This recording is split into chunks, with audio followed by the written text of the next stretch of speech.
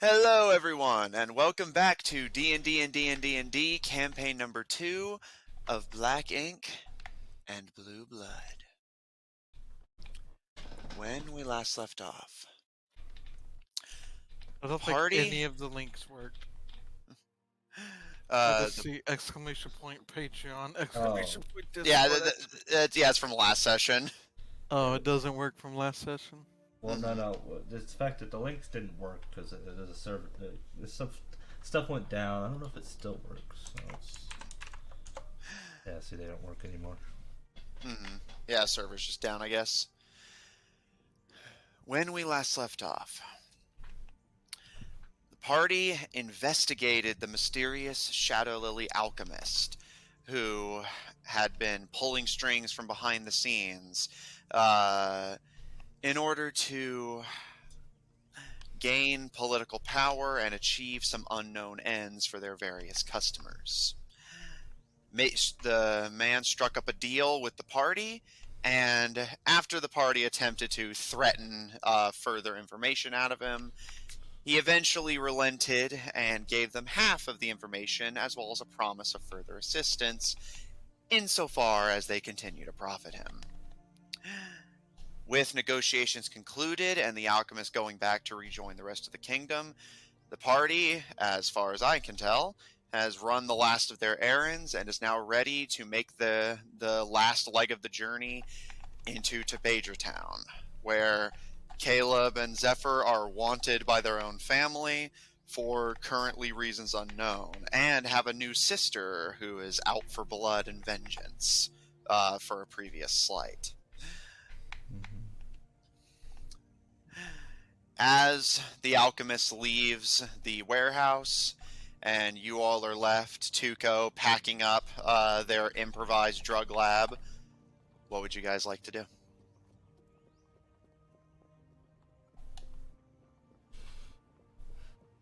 Well, I remember you and I talked about doing some things, privately. Yeah, I just messaged you.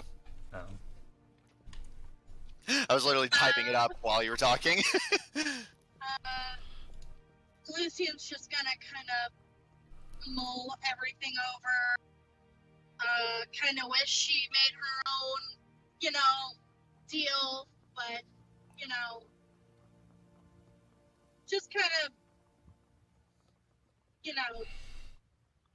wait for everyone to be ready to move on. Okay.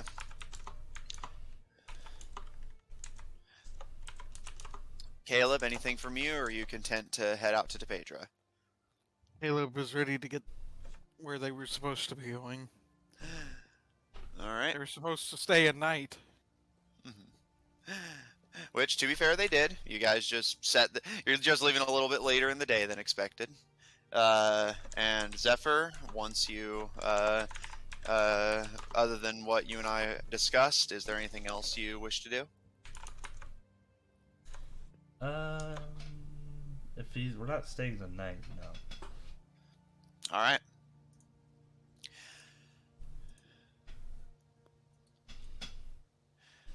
With your negotiations with the alchemist concluded, you are all ready to head out. Making your way back to the caravan, you gather the assembled animals courtesy of Kero. What's-his takes his usual position in the driver's seat. Caleb ready to direct him. Zephyr, I'm assuming you take your usual spot on the roof. Yeah. Lucian, readying with a book. And with minimal further circumstance, you all gather your things into the carriage and begin to move through the town.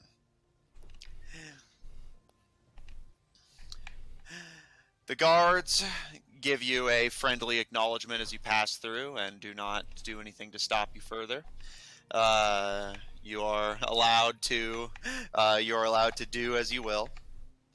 And you guys head back out onto the open plains of Yav to make your way to the Sprintwood. is there anything any of you would like to do over the course of your trip here?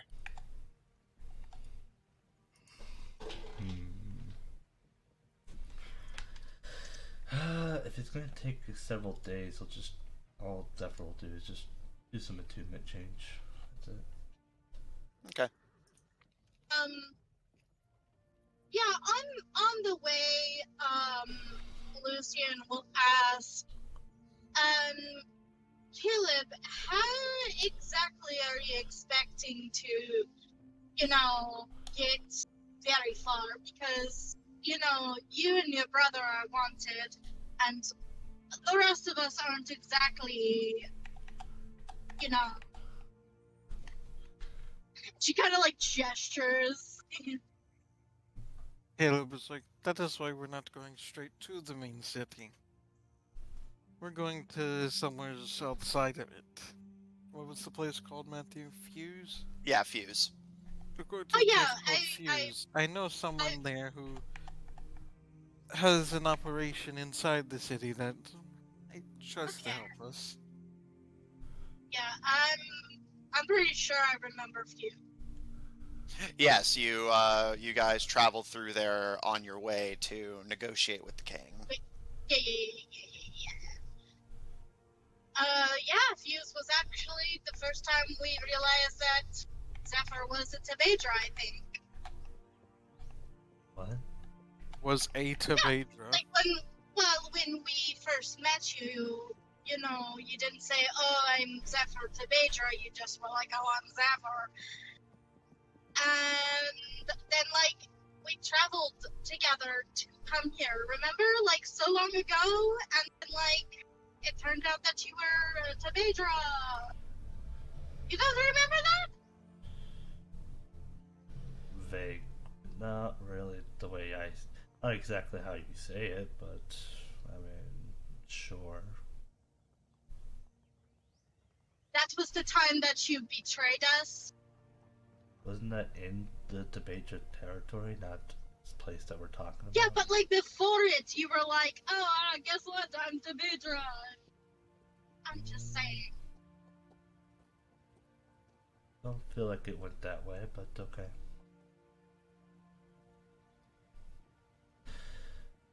Either way. I guess my question to you, Caleb, is, do you want me to prepare anything special?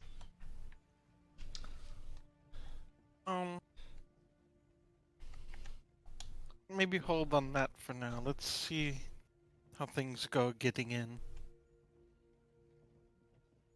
The reason I ask now is because it takes me a while to prepare my magic. So, it's kind of nice to know in advance.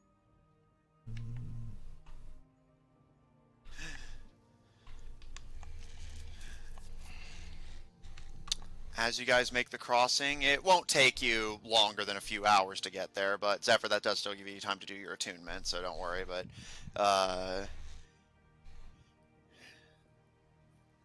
as you all make your crossing, the plains... Could I just say that in the silence of everything, Lucian's just gonna look outside of the carriage, and she is going to, in her mind, begin to pray for her brother. Okay.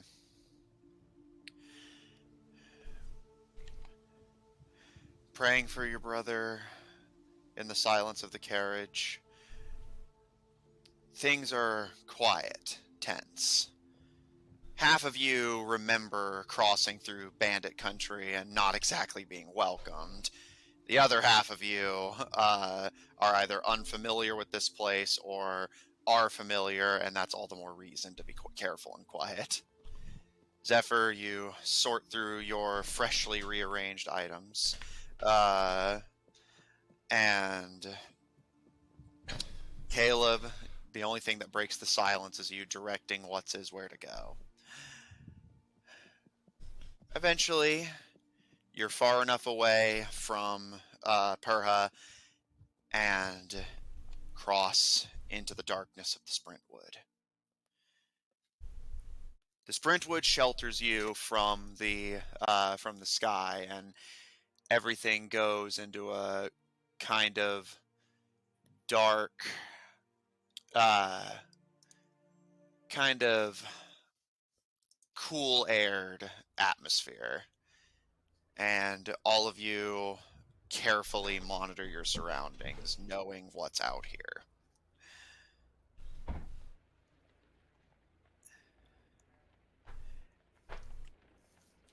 At exactly what point you've crossed into Fuse, you're admittedly not exactly certain. But doing a quick check on people's passives here. Mm-hmm.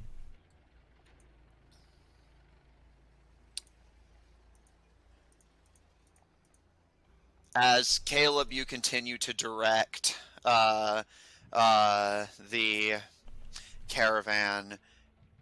You bring and the horses to a stop as all of you begin to notice quiet movements in the trees around you. And Caleb and Zephyr, you both know from experience, and Lucian, you've been through this once before, that the denizens of Fuse are preparing to ambush your carriage.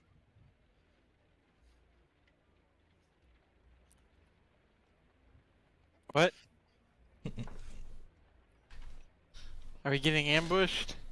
Well, you just see movements in the trees, like they're about to ambush you, but you see them coming. Yeah. Alright. Does Kayla know what the best solution would be? Make a history check.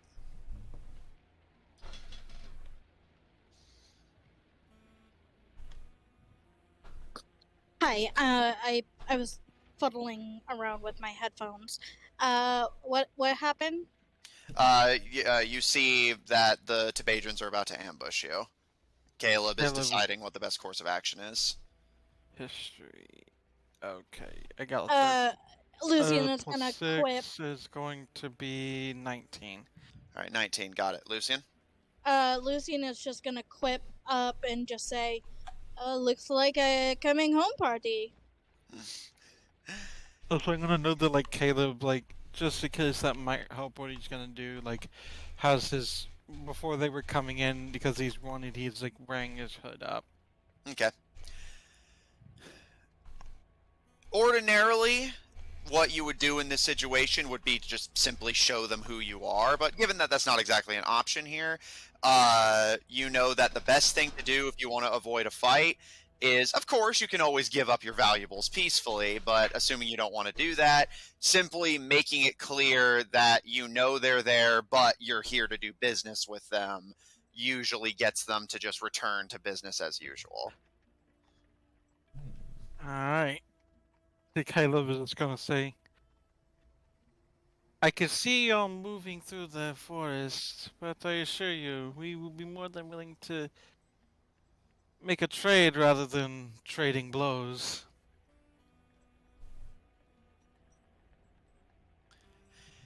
There's a momentary pause, and you hear a voice pipe up in the tree line. And what business brings you to Tabedra exactly? Don't you know this place is dangerous for travelers like yourself? Which means that there's a lot less people willing to do so. Less competition. Make a persuasion check. Persuasion check. Let me grab my other dice. That one almost fucked me. Oh shit, hold on. Fuck. Okay, persuasion is plus 6, so that's going to be 25. There's a moment of consideration, and after some thought, seemingly, the voice pipes up again.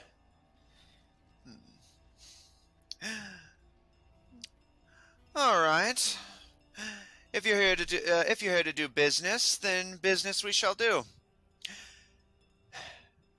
and he's going to call out in Thieves' Cant, which, of course, Caleb and Zephyr, you can understand. Back to business as usual, boys! And the flurry of movement returns to the trees, and he speaks up again in common. Unfortunately, though, I don't make any promises that we're not going to rob you in an entirely different way. Oh, you know what they say, nothing risked, nothing gained. That's what I like to hear. Welcome to Fuse. And Lucian, whenever you first passed through Tabedra, you simply met with the Border Patrol of Fuse, who, after negotiations, let you pass. You didn't get much of a chance to engage with the city itself or see if there really is even anything to see.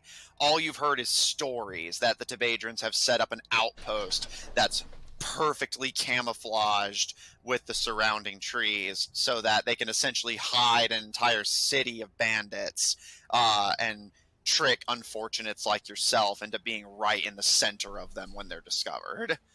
But with Caleb's negotiations, you guys watch as the city stops its camouflage and a city begins to basically unfold before you. You watch Fuse. You watch as bandits begin to drag out furniture, tables, and chairs and set them up where they had assumedly originally been before hiding them when they saw a carriage coming. You see compartments and tunnels begin to open in the trees to allow people to pass between them. And Lucian, you watch as what was 1 minute you could hear people but not really see anyone, and it seemed you were a lone forest, immediately becomes crowded with bandits walking back and forth as if the roots and knots of the forest were the streets and alleyways of a city. Okay, just out of curiosity, how much, like, would this remind me of maybe, like, the farmer's market? It does definitely give you kind of bizarre vibes. Lucian is just gonna kind of look around and just... It's interesting what everybody has, you know, made here. Lucian, as you say that, a farmer passes in front of the carriage, and you can see a batch of headless chickens following behind him, seeming that they've even gotten agriculture and just hidden it from the view of the streets whenever someone's passing. You see a wide variety of things begin to become unfurled. Essentially the equivalent of, like, one of those, like, festival, like, stall areas, but with trees instead of wagons. And as all these businesses go back to operation and life in Fuse resumes with the prospective robbery interrupted, you're all left in what is essentially the center of a city of thieves. What would you like to do? I imagine, didn't you say that the person he trusts has multiple of those places he works? Yes. Alright, Caleb wants to look for... Would they be under the same name? It's possible. Make an investigation check. I guess you know what Caleb's looking for. Yes. While you're doing that, Zephyr, anything from you? 17. No. Alright, Zep. Alright, nothing from Zephyr. Lucian? You can see Lucian just kind of, like, processing this town, because, like you said, she would have known, like, stories of it, but, like, we didn't get to see it the first time, so, like, it's kind of like, it's like an odd expression of both interest and curiosity. Alright. Caleb just as he's looking around, notices Lucian is like, yeah, Fuse is pretty impressive, isn't it? A city hidden in the forest. To be quite honest with you, Caleb, yes. This is I mean, I've heard stories, but like nothing even comes close to what's actually here. It's interesting because where I come from, there are castes and positions, and I guess it's just odd to me that it's not like that here. It doesn't feel like that here. It feels like everybody's out here doing their best, and that's all anybody asks for, and it's strange. It's the value of Tabedra for you. We thumb our nose at all those people who, tell you what to do.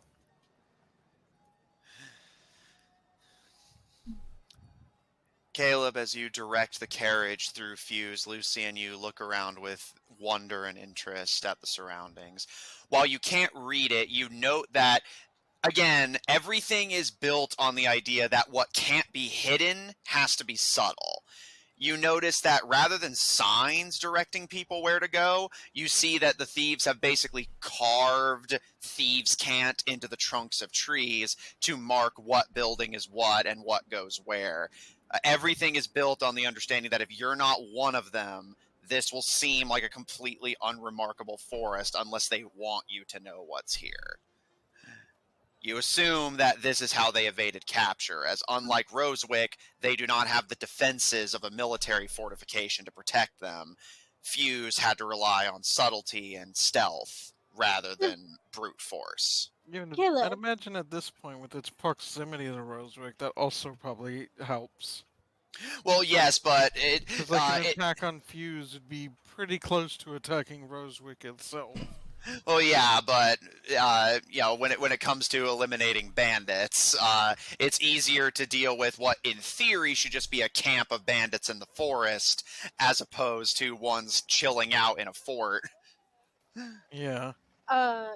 Lucian is gonna look at Caleb as he's directing. Caleb, what are these scratches on the trunks and stuff? Is it writing? It's thieves' cant. That's how we talk in the thieving world. Can you teach me?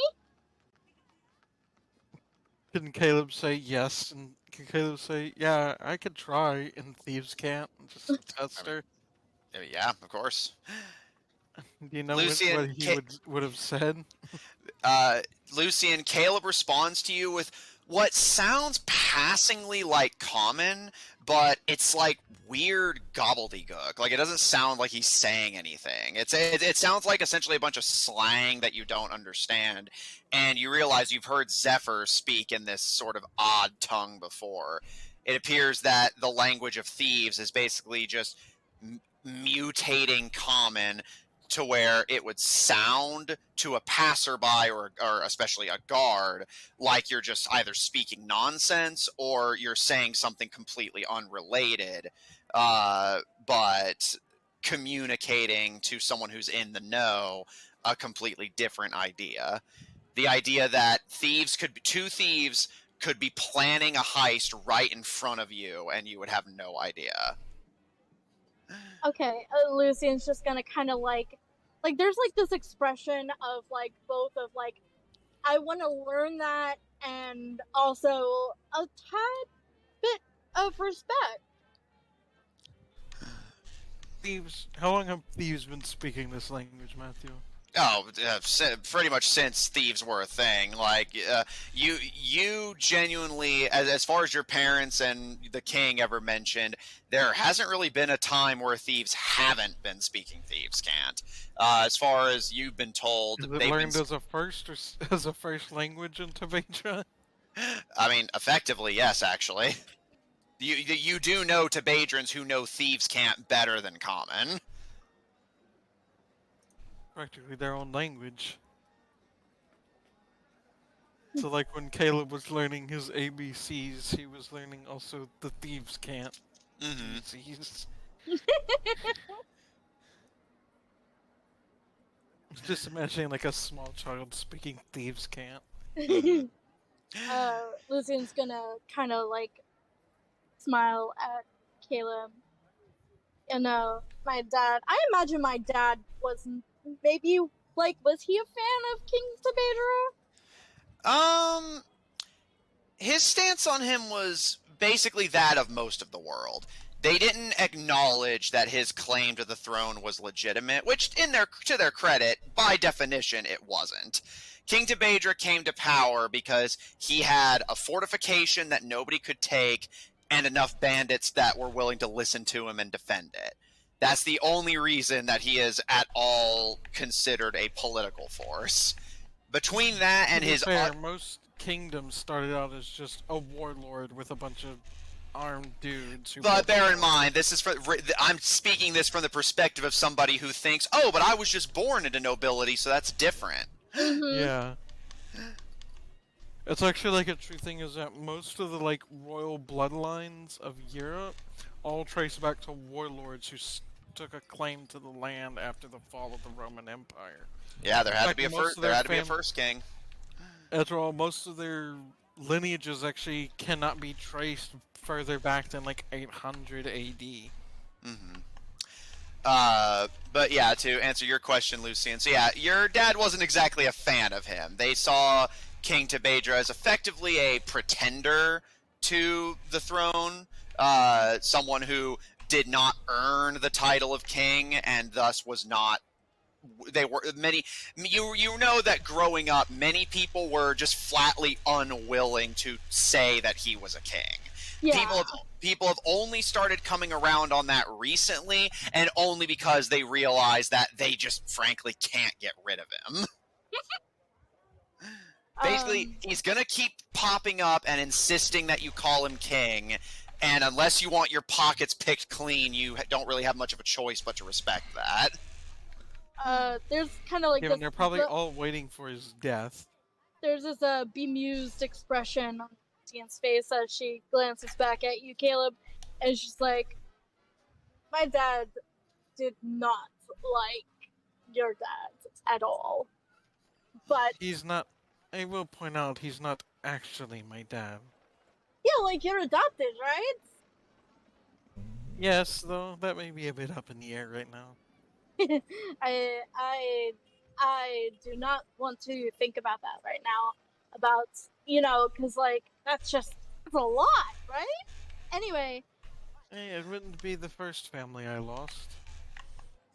she kind of like shifts her her attention on that. How many people have you lost? Well, the fact that I had to be adopted should tell you something. Can I ask you a personal question?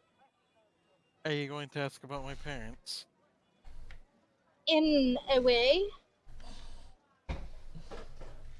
I was just going to ask, what was it like to lose that?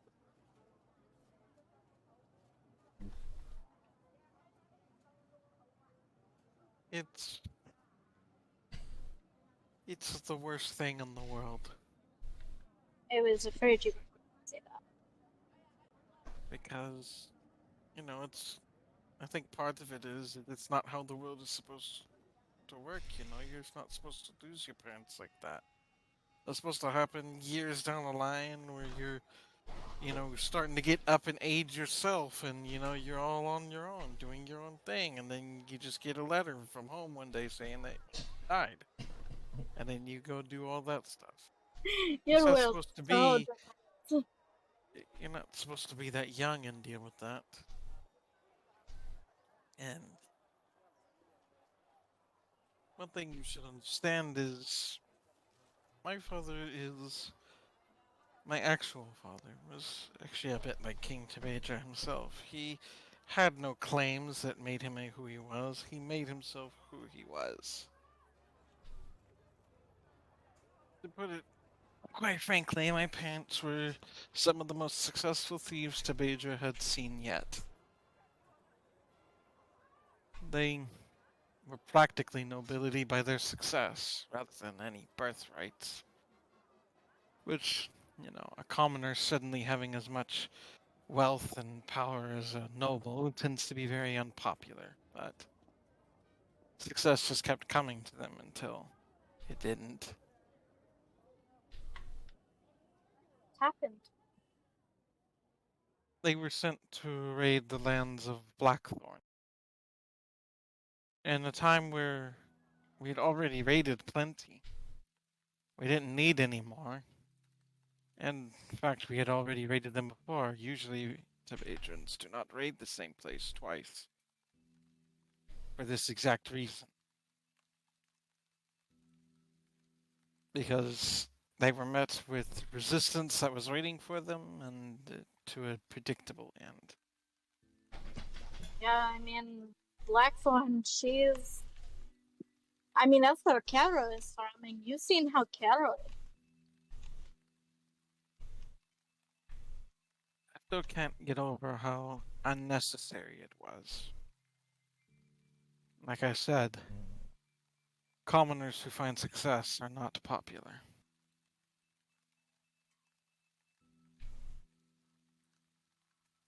The reason I ask is I'm just scared for the future.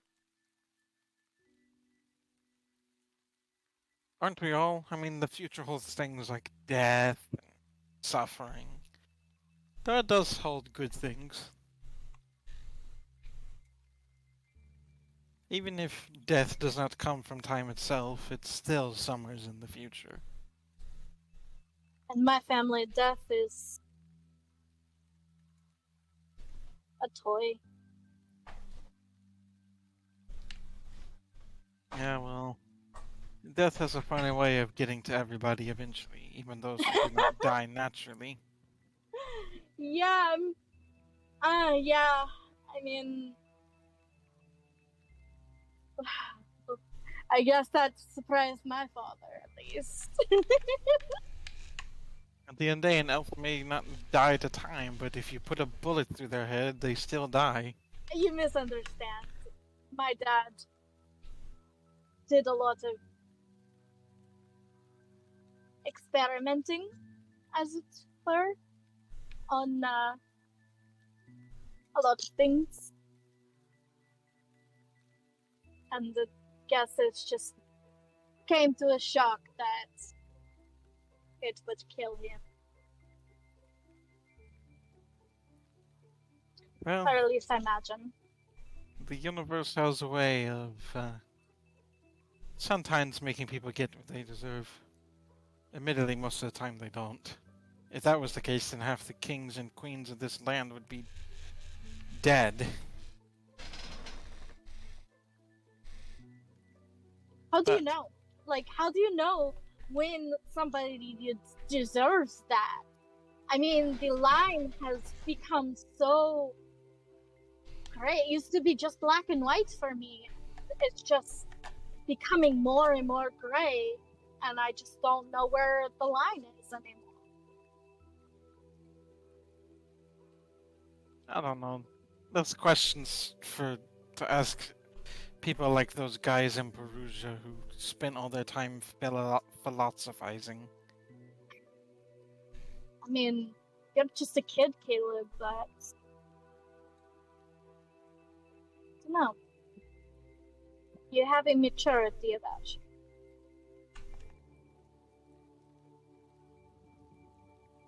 Has Caleb found the place he's looking for, by the way? I was letting you guys finish the conversation before I continued flavoring. Zephyr, as you can overhear this conversation happening beneath your seat, you turn your attention to the surroundings, just monitoring to make sure if anybody does steal from you, you at least notice so you can laugh about it. Not wrong. You're not wrong. Yeah, I'm trying to get a better handle on your reactions to things. You see periodic urchin gangs who just play games in the street, and a few do look your way, but seeing as your carriage is fairly occupied and going well heeled, they seem to think better of trying to pickpocket you for now.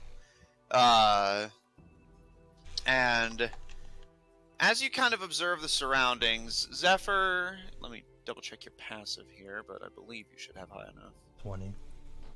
No, not perception. Oh. Wait, what? You notice, Zephyr, that there's kind of an odd air to the town. Caleb and Lucian, caught up in their conversation, don't seem to have noticed it yet, but you notice people's behavior seems a little odd.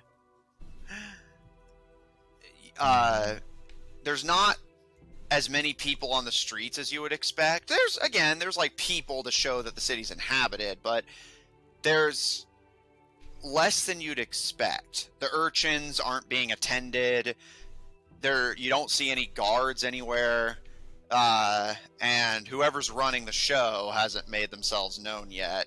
The person who had spoken earlier. There's an air of something in the air that you initially can't quite place, but as Caleb pulls the carriage deeper into town and you notice many homes are locked down and there's kind of this like foul smell in the air, it's an air of fear and suspicion. Something has the Tabedrans on edge, and while they don't seem to be taking it out on you, there's definitely an air that something's wrong. I remember a time where Tabedra was like this. Well, you haven't observed this yet, but for future reference. You said Caleb. I was trying to say Zephyr, sorry. I was only mentioning Caleb just because I was saying like Caleb and Lucian were too busy talking to notice it.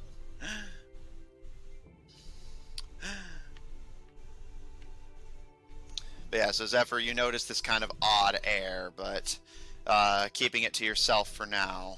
Mm-hmm. Caleb, you eventually find what you're looking for.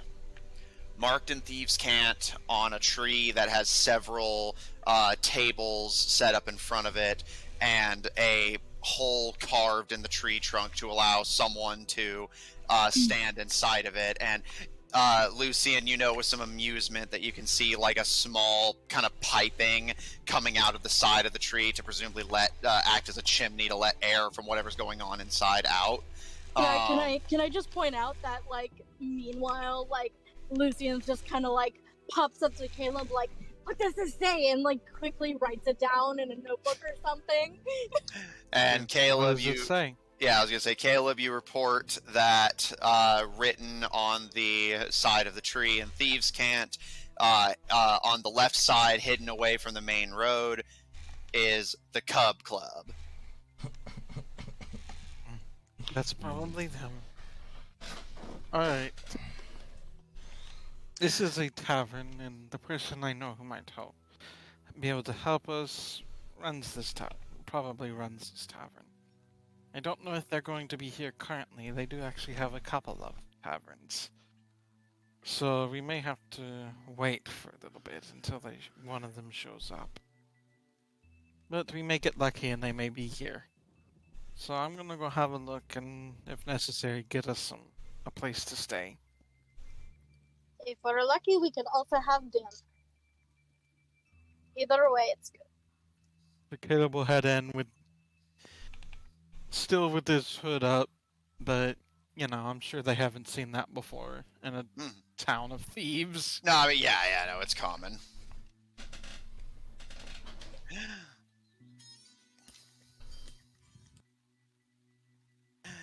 Caleb, as you hop out of the carriage and step out to try and find the tavern owner, Zephyr, are you doing anything?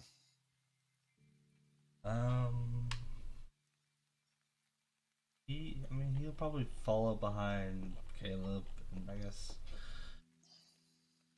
seeing as how we're in the more suspicious part of town, I don't really think I have a hood, so Alright. Yeah. He'll just make sure, he'll just kind of like, keep an eye out. Just be like, Anything suspicious? All right. Lucian?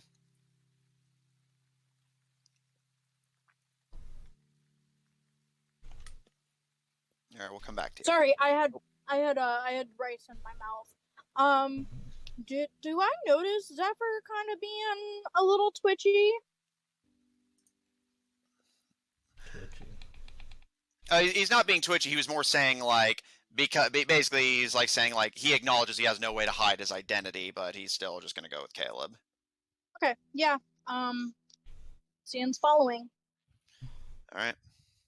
As the three of you step out, what's his? Just looks at back at them like,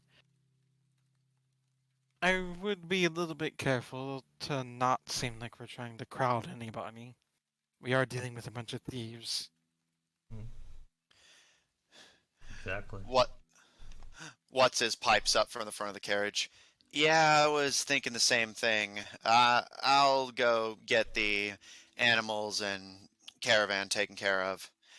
Tuco pipes up from the back seat. Yeah, I think I'll go along with you. Probably not best to travel anywhere by yourself. Where's Tuco too? I just noticed that. Had to take the night off for personal reasons. Okay. Caro kind of looks at the animals and kind of clutches them close protectively, and Matt, you have a lot of characters today. and gives you guys a nod. We'll be back. And the caravan pulls off deeper into Fuse, allowing the three of you some relative isolation. Zephyr, you watch the people around carefully as Caleb, with his hood up, begins to approach the tree, and Lucian, you follow carefully behind, keeping a hand on your pockets and your eyes and ears peeled. As you all begin to make your way forward, you notice, interestingly, that the most of the customer base here appears to mostly be women. Lucian, as you pass by, you see a Tabedran woman kind of throw a set of red hair over her shoulder and put her arms under her chest to accentuate it as she leans forward, her makeup heavily run and smeared from living in the forest. Going my way, pretty thing? And just kind of like look at Caleb like help. Lucian, as you look to Caleb, you see another man leaning against the trunk of the tree beneath the carving that says the name of the bar. A kind of skinny man with weathered skin sharpening his fingernails with a dagger, and he looks up to you and gives you a grin and... Hey, don't see elves in this part too often. Try not to get lost, beautiful. I'd be happy to show you the way. Lucian looks so uncomfortable. Hey. Caleb just kind of still trying to hide his face a little bit, just says that these can't. Oi, find somewhere else to pester. He kind of rolls his eyes, and in Thieves Can't replies to you with quick as a whip. Just trying to have some fun, mate. No harm meant.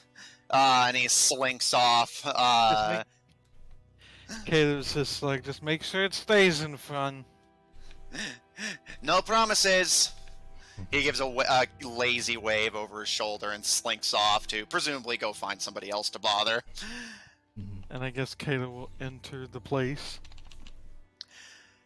As you approach the counter of this tree trunk... Does he see any of the people he's looking for? Well, can I finish describing the place? Okay, sorry. My bad. As you approach the tree trunk countertop, you see everything is smoothed down to allow for arms and objects to be comfortably slid around on it. You can see there's somebody in front of you in line right now, so you take a moment to observe your surroundings as you wait for him to conclude his business. Zephyr, you note with just more like offhanded observation, your perception being pretty solid. You see the man in front of you is also wearing a hood and what appears to be sleeveless leather armor and a set of leather gloves. Long, dark hair and kind of smelling of blood. You can see he's wielding an axe on his back. And Lucian, you notice the man as well, but you notice something that Zephyr... It's not that Zephyr doesn't notice it, more just doesn't know the significance of. You notice that he has an upside-down arrow tattoo on his right arm, which you would know to be a tattoo of the Yavik god Veles, the god of death.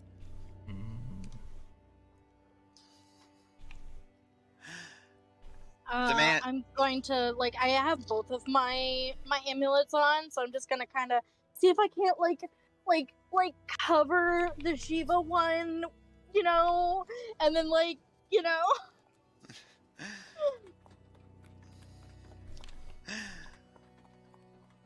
Lucian, you kind of hurriedly hide your Shiva medallion just as the man turns, seeming to have been discussing something with the bartender, and he kind of looks a little surprised. As he turns to face you, Caleb, you see that he has a kind of sharp, kind of beady and observant face, and he kind of quickly scans over the three of you. And his expression's unreadable, but he just kind of gives a silent nod and kind of nudges his way past the three of you and out into the town. And Caleb, with your you being next in line, you see, seeming kind of tired, the bartender takes what appears to be one of those leather newsboy caps off that hides their hair and face. And as they take it off to wipe at their head and get the sweat out of their face, you see a head of long black hair and gleaming green eyes. And the bartender appears to be wearing white. This person, Lucian, you notice they have a similar height and build to Caleb. If they're not about his age, they're at least roughly his physique. And they, the person in white kind of, after wiping at their brow for a moment, seeing that they have other customers, puts their hat back on, which hides their hair and eyes, and leans forward with only a sinister grin being visible beneath the brim of the hat. And... Hello, hello, hello. How can we be of assistance? If I do, these taverns did have, like, room and stuff, right? You don't know if the one in Fuse does. The one in Rosewick did, but... Does this establishment have any rooms? The person kind of tilts their head, seeming thoughtful for a moment, and... Not here, but there is a guest house just down the road. I'd be happy to show you the way. I think that we might need to, depending on how long we are staying. While Caleb's talking, does he recognize anyone in this place right now? Make a perception check. Perception.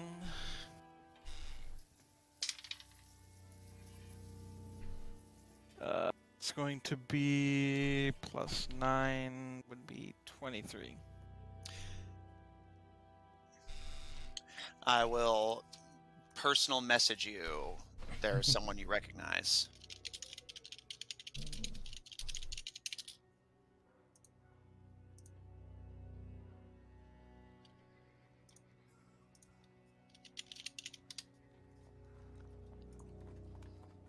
Really? Can you answer the question I asked?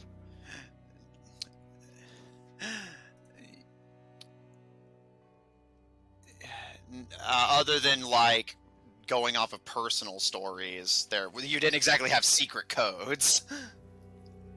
Alright. So I guess Caleb, I guess there's only one thing Caleb can do and see if it works. Caleb will just look up at him. I'll just look up at him and there's someone I need to talk to here. Do they seem to recognize him, or does he need to give him some help? They don't seem to recognize you. They just tilt their head to the side, and a description would go a long way in helping me find this person. I know just about everyone who comes through here, after all. Well, they look a lot like you, and last I checked, they went by Finya. They kind of give you a smirk, and who's asking?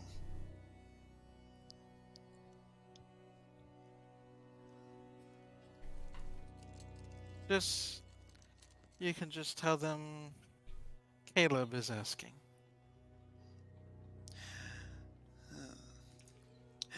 They'll know who I'm talking about. They pause for a moment and kind of stare at you, and after a moment kind of rummage behind the bar and eventually pull out a small hand mirror, and they look at themselves in the mirror and kind of like checking their hair and makeup, and eventually, Fenya, Caleb is looking for you. And she puts the mirror back down, and leans forward with a grin. And Lucian, you kind of are startled a bit as an identical person rises from behind the bar. Identical in all ways except that she's dressed in red instead of white.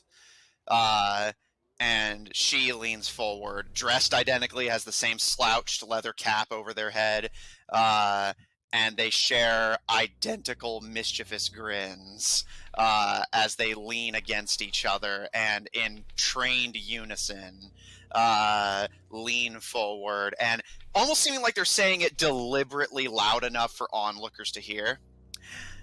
So what brings our cousin all the way down here? Oh my god. Oh my god, they're twins!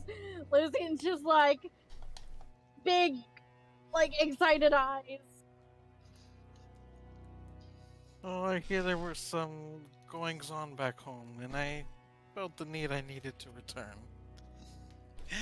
from my trip.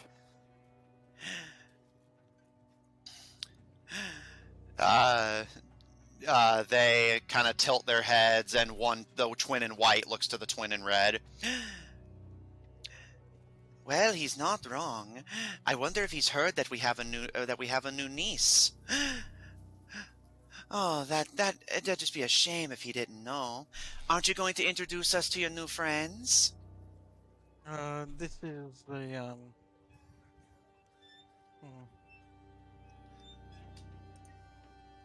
Yeah, I guess Caleb will introduce them. He's not gonna be like super loud about it because he knows that him and Zephyr are kind of wanted. Mm-hmm. He'll introduce them and then ask, "So, how things been for the two of you?" They give wide smiles, and they kind of look over your shoulders almost to check to see if there's anyone behind you before they slink out of sight, and you hear a compartment open, and the two of them appear on either side of the tree and begin to lean on your shoulders, but looking away from you and towards Zephyr and Lucian. And as you introduce them, the twin in red holds a hand out to you, Lucian. Fenka Blatovich. I'll take her hand. And the twin in white looks down to you, Zephyr, and gives you a wide grin and holds her hand out to you. Fenya Blatovich, good to see you again, cousin.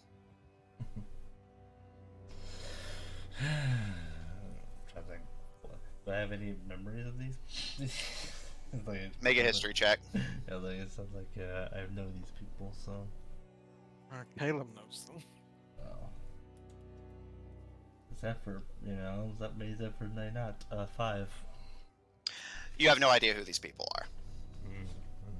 I guess as he's introducing his party members, he'll add to their introduction that they're his cousins, as in actual cousins. The Oh. the girls hold each other's hands and playfully pose with their joined hand on Caleb's head and their parted hands on Lucian and Zephyr's shoulders. And we're the Blatovich sisters. I'm Lucian Elithikier. So we've been told. It's not often we see an Elefakir in these parts. You're not gonna turn us into zombies, are you? Oh no, you'd make such a hideous zombie, Fenya! Oh, you'd be even more hideous, Fanka!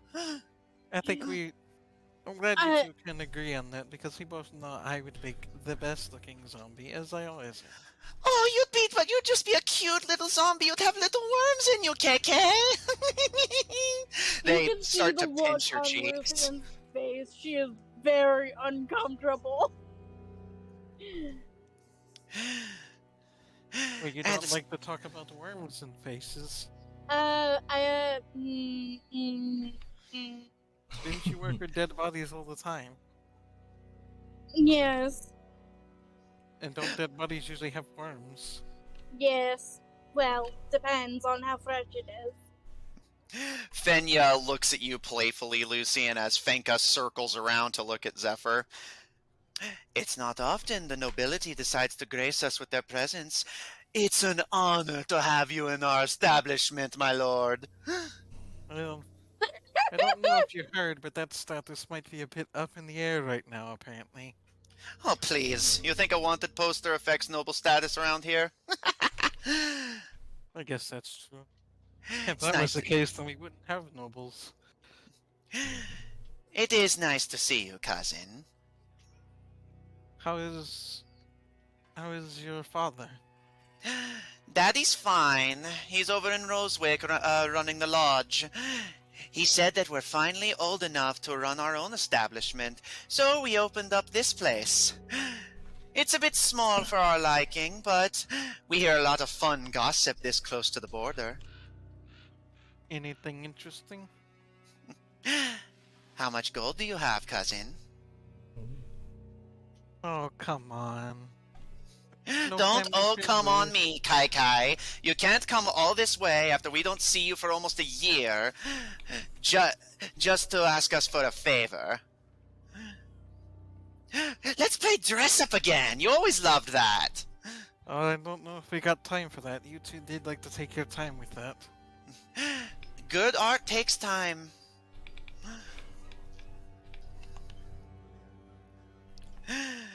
They Yeah. grin. What's up? How much do they remind me of? They definitely give you similar vibes. Yeah. You don't know if they have any magic aptitude, but if you and your brother had been rogues instead of or not sorcerers, but if you had been rogues instead of mages, you imagine it would have been something like this. Yeah. I imagine we would have been exactly like this. And Caleb just said, the main reasoning here was to ask a favor. I need help getting into the city.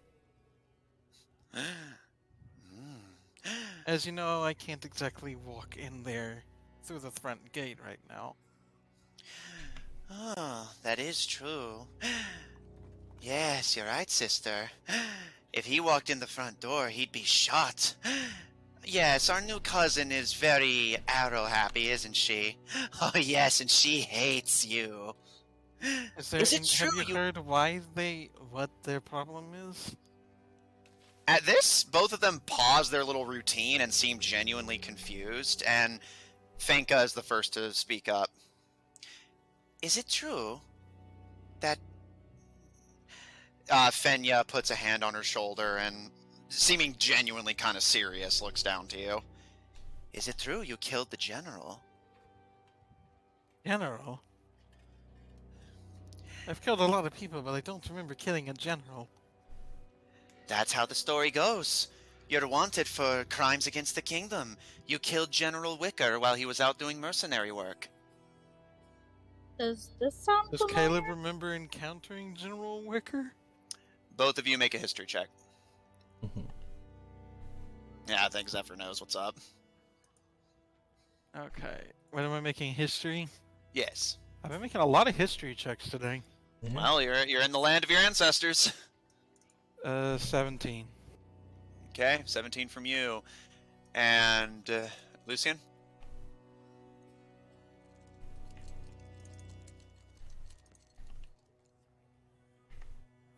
Alright, we'll circle back to you.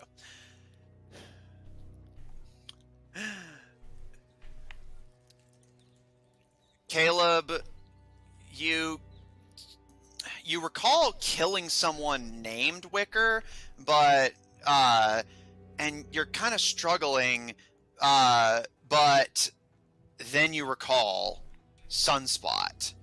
He had been one of the mercenaries that attacked you guys. I'm back. I got a 24. Shit. Lucian, you remember actually more clearly than Caleb does.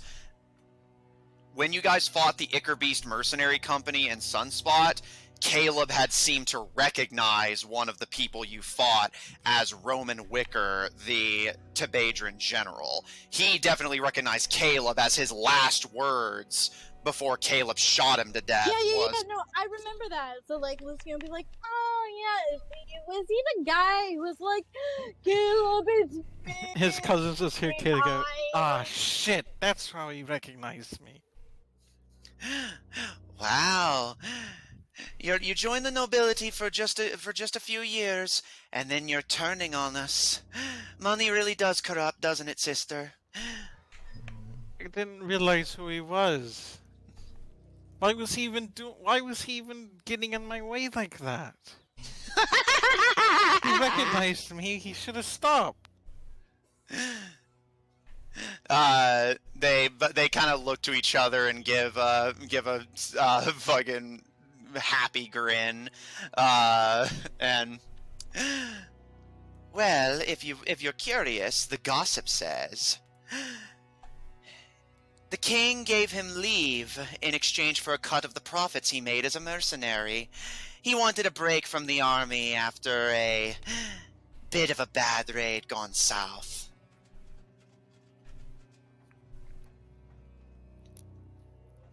Well, I know a thing or two about raids gone south. The two of them kind of just give quiet nods and lean against each other and look down to you, and Shit. If only I would have recognized them sooner. There's gotta be some way I can make up for it.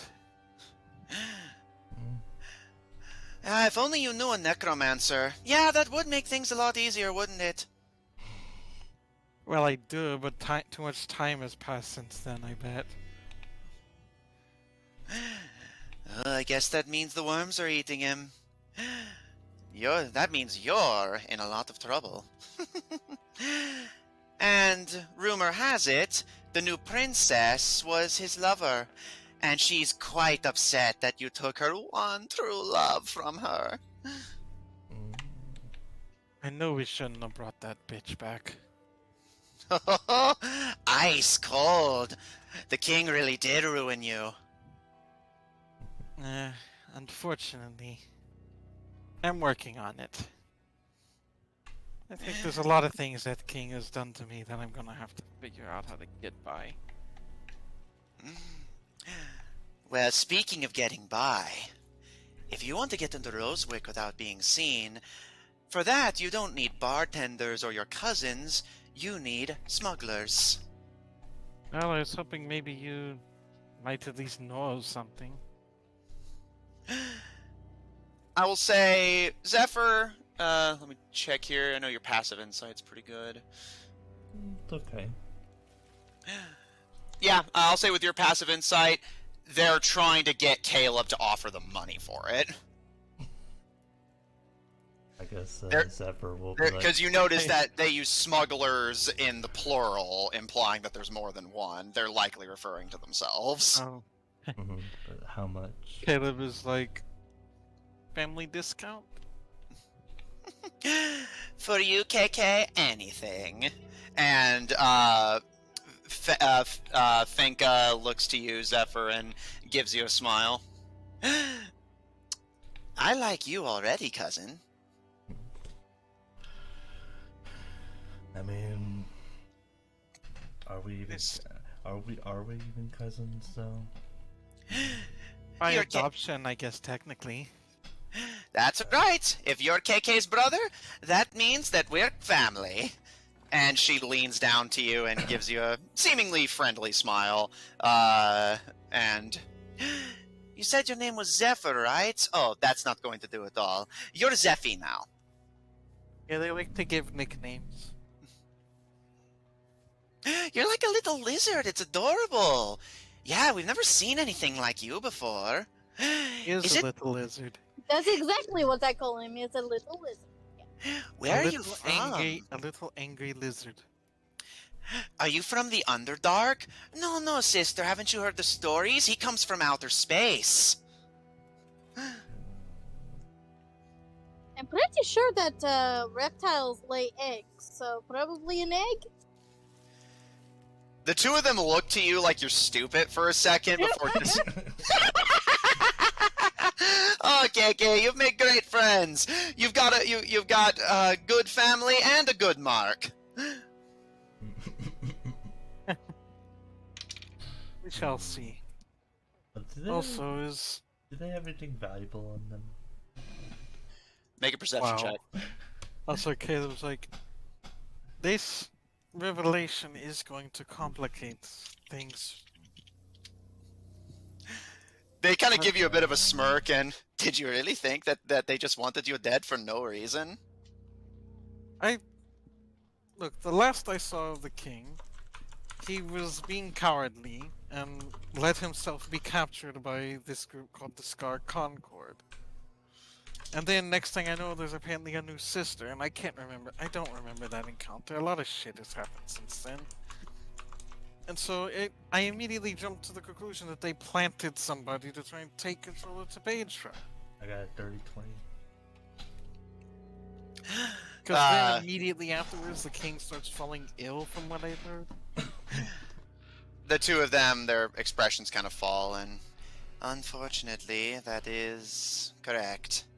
And Zephyr, kind of glancing them up and down, you see they have rapiers beneath their dresses, as well as a hand crossbow on their belt. You also see they're carrying a variety of vials of what, knowing Tabedra, you assume to be poisons, and a kit of some kind that I'll say with a dirty 20 you can identify as a forging toolkit. You also notice, Lucian, don't react to this. You also notice that while Fenya is smiling to Lucian and talking about how nice she is, Finka is slinking around and starting to get ready to rifle through her pockets. Lucian, you do not know this. Like I was like, I only pointed it out because Zephyr rolled high enough to notice. Even with my passive, I don't notice? Yep. Damn. You're in the land of thieves. wait, isn't there a passive higher than 20 though? I have a thing for it. Keep going. Okay. Also, we did get long rest since I used lucky points last, right? Nope. Yeah, I mean, they must have rolled What did I really use well. lucky points for? It was for the encounter with the smuggler, I think. Or yeah, it was to like get onto the warehouse roof, Yeah. Okay. Alright, just making sure. and that was this morning. So Okay. Just wanted to be sure. I didn't remember that, but okay. Yeah. Whatever. I trust the DM. I mean, it's recorded. You can go back and watch it. Once it's I fine, don't once it's need up. to because I trust the DM. It's like we had this whole conversation. Like, even I remember that. Okay. But The king falling sick is pretty much part of why I decided I needed to come back. But now things are complicated. Not to sound invasive, but what are his symptoms? That, unfortunately, we only heard rumors. But if you're willing to trust rumors, he has a nasty cough. Is it productive? No, he's not getting a whole lot done. Just mostly sits in bed a lot. Is the cough productive? They're not going to know what that is. They look like doctors to you, Lucian. Okay, does anything Yeah, come do we out? look like doctors to you, Lucian? Yeah, do we look like doctors to you, Lucian? And her piping up behind you alerts you to the fact that she got behind you, and you quickly scurry away with your hands on your pockets. Yeah, just kind I of was like... wondering if she was going to notice. That's not the point. The point is, you should know if there's anything coming up when he coughs. And they both kind of quirk a brow. Are you basically trying to ask if he's coughing up blood? Is he coughing up blood? Is he coughing up mucus? Is it productive? What the fuck? Lucian, we're thieves, not doctors. She just seems like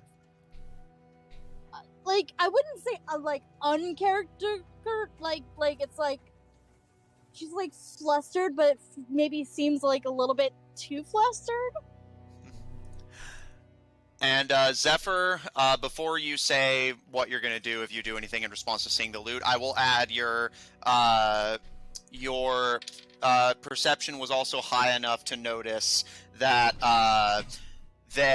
that Fenya, the one in white, is wearing a pair of fingerless gloves, which to a typical observer doesn't really seem noteworthy. But you notice that Fenya, the one in white, her gloves have a little slit in them where you're observant enough, Zephyr, to notice a dagger would likely be able to unsheath. And you notice Fenka, as she kind of playfully skirts away from Lucian and towards Caleb, her boots give off a kind of metallic thunk, and you realize she likely has a dagger stored in her boot. Mm-hmm. They're be armed. Alright, alright.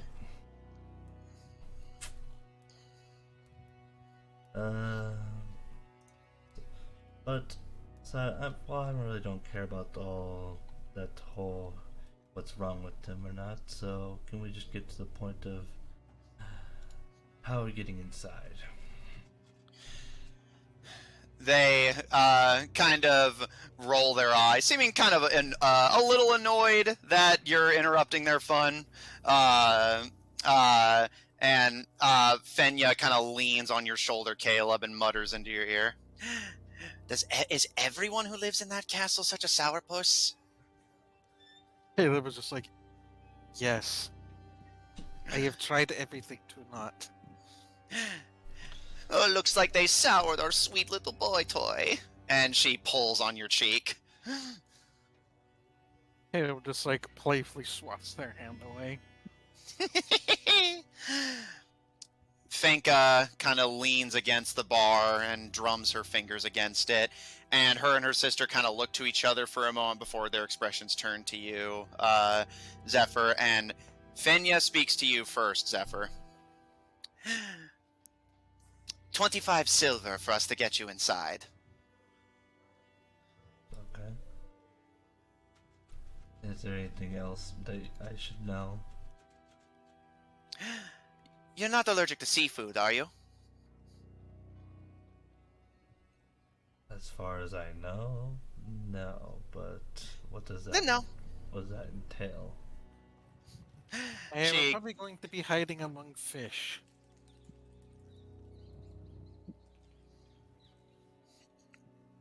She gives a smirk, At and this, Lucian just makes like a great face. You can stay out here if you want. Yeah, we'd love to have you over. We could play dress up with you. I would love to see what you look like in lace. Lucian kind of like has that look on her face, like she can't tell if they're being sarcastic or not.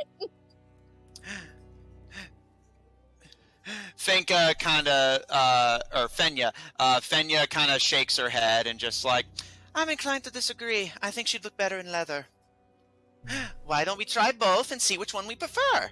And that's what y'all did with me. I forget, what did y'all settle on? You look great in frills. Of course. Oh my god. Now I need to see you in something frilly. Oh, don't get them started. We'll be here all night. As They're such- tempting as it as- is, maybe once we clear things here, and before we go meet up with my girlfriend, maybe you can help me? Oh, I see what you're doing. Sly fox. She kind of has like this very like, I'm proud I of thought myself Neon left. I didn't smile. know we had any more foxes with us. The two of the twins look to each other and give a and thieves can't, so Caleb and Zephyr, you're the only ones who can understand it. They say to each other, it's a shame to hear that she's taken, but maybe it's something of a flex arrangement. I'm willing to share if you are, sister. It just doesn't. Thieves can't. Oh, stop it, you two. Not on your life. They alternate each word between each other. They swap around and lean on Lucian's shoulders. And as for your question, Finka kind of rests her chin on your head, Lucian, and kind of pets your hair. We have no way of knowing how serious the king's condition is. They've been keeping a tight lip about it, you understand. Doesn't look good if word starts to spread too far. If he just has a cold, that's one thing. But if he's coughing up blood, people are going to start thinking that they can push us around. Yes, if there's any indication that Tabedra is weak, our neighbors would move in a heartbeat. If we blink, we're done for. It's like robbing. It's like actual robbing. If you blink at the wrong time, you're dead. Something like that. Although, if the war keeps going how it is going, we might not have to worry too much. Lucian looks at Caleb Figured as this if, war could be an opportunity for Tabedra. Caleb, something just occurred to me. Oh God.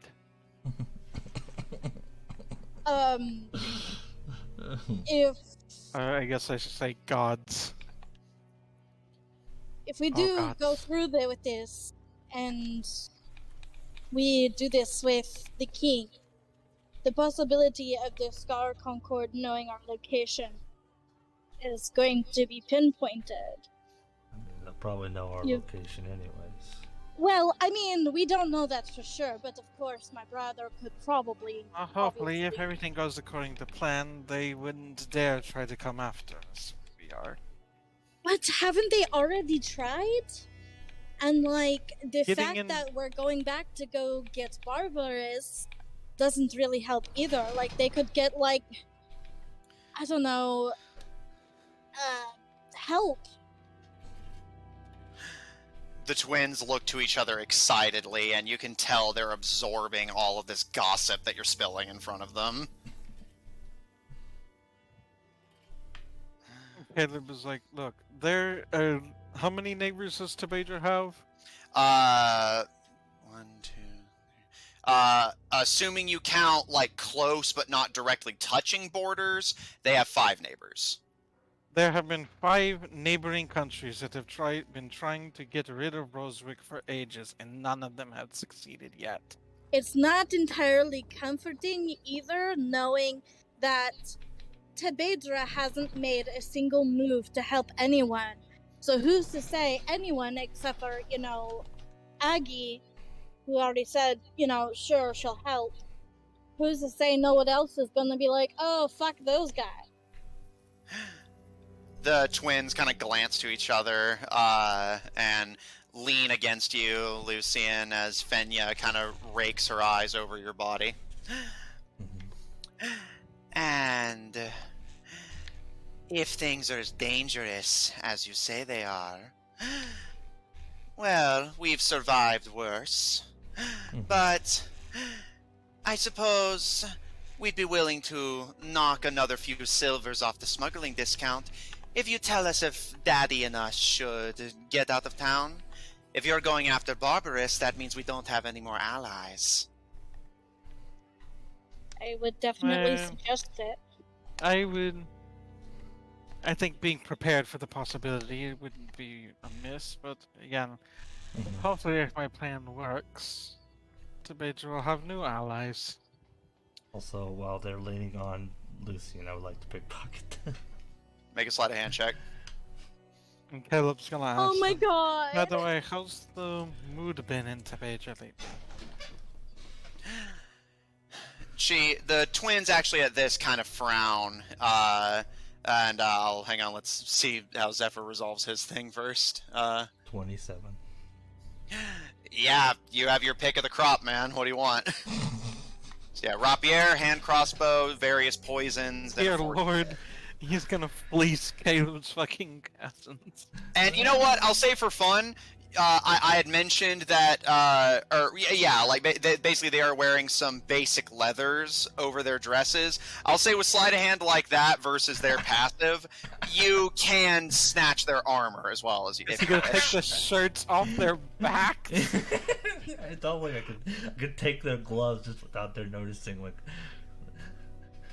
you know what? With that kind of stuff, yeah, I'll take the gloves.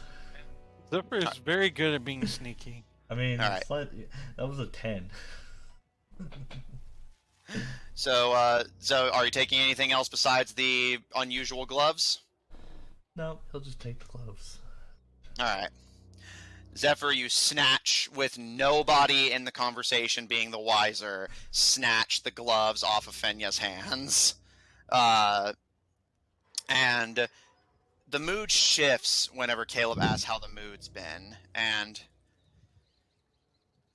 well, we can't exactly say it's been good. There's a reason that we've been keeping to ourselves lately. What's going on? Did you notice coming into town?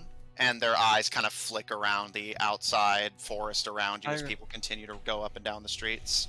I was focused on finding this place, and Lucian was distracting me. She is very distracting, isn't she? Point is... Oh, oh, you know me. It's not like that. Oh, please. Lucy just has that face like, it's insane.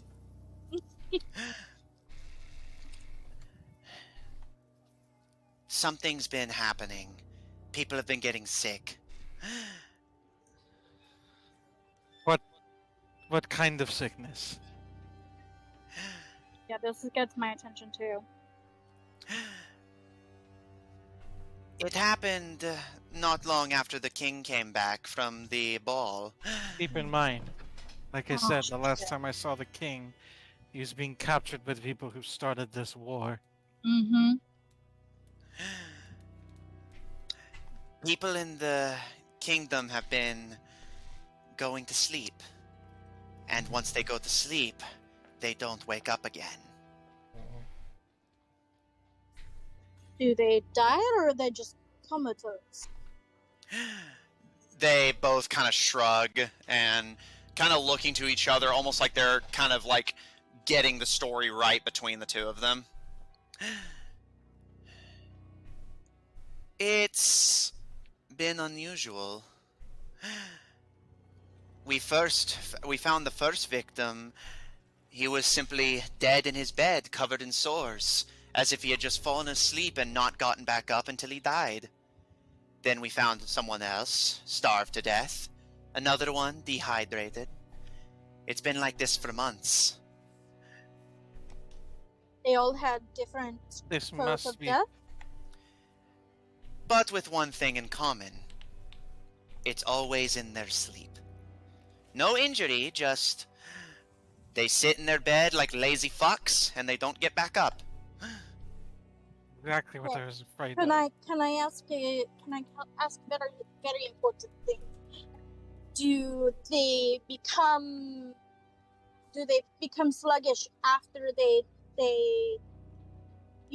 after something specific? They both kind of shrug, and that's the extent of what we know. So I'm guessing you haven't seen it yourselves. Only what comes after. That guy who was in front of you in line was actually here to ask about it. He's an adventurer. He's here to investigate. Lord Torque wants him to look into it. We've already found the person who did it, but the Torque just wants it confirmed that the person is captured. We want to make sure he wasn't just working, or rather, make sure he was working alone, sister. Wait, they found the person who's doing it? Yep. I don't know if you saw him on the way in, but we hung him in the trees. Did I fucking notice that shit? No. None of us noticed. Even Yeah, Zephyr. I'll just kind of like Can Caleb? like, Can we see it from here? yeah, I need to see this. No, but now that the town is, moving again, it should be just at the front gates. Come on, we'll show you. All right. Because I'm Fa- afraid about this. Because Yeah, I am too. have y'all heard anything about what happened at the ball? Monsters in the streets. We've heard the stories. Mercurial fell. You and cousin Zephyr went missing, and the king came back, and we never saw him again. The queen is just distraught. What of my two adoptive siblings? Did they return fine? As far as we know, they've been taking care of business while the king recovers and the queen grieves. I'm surprised they're able to cooperate. I thought they'd be, trying to just decide who's gonna take over at this point. Well, by the sounds of it, they're already decided on who's taking over. See, cousin Zephyr gets it. What we're seeing is the waiting game. Waiting to see if Daddy Dearest is gonna kick the bucket, and then once he does, the queen's definitely gonna want nothing to do with any of this. So that means it's for the heirs to decide who takes over.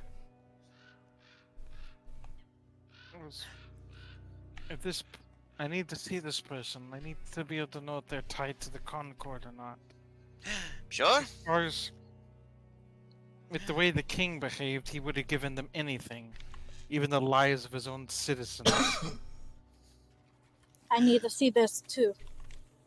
Alright, keep your dresses... Well, Caleb, you keep your pants on. You don't you can keep your dress on if you want. It's optional.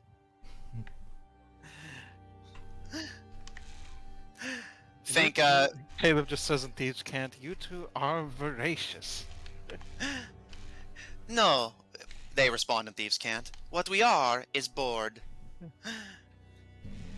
Fenya, Yeah, it probably does get pretty boring out here. Fenya steps forward initially, but Fenka puts a hand on her shoulder and... You keep the club running. I'll show them the body. Oh, but we've already thrown rocks at the body for hours.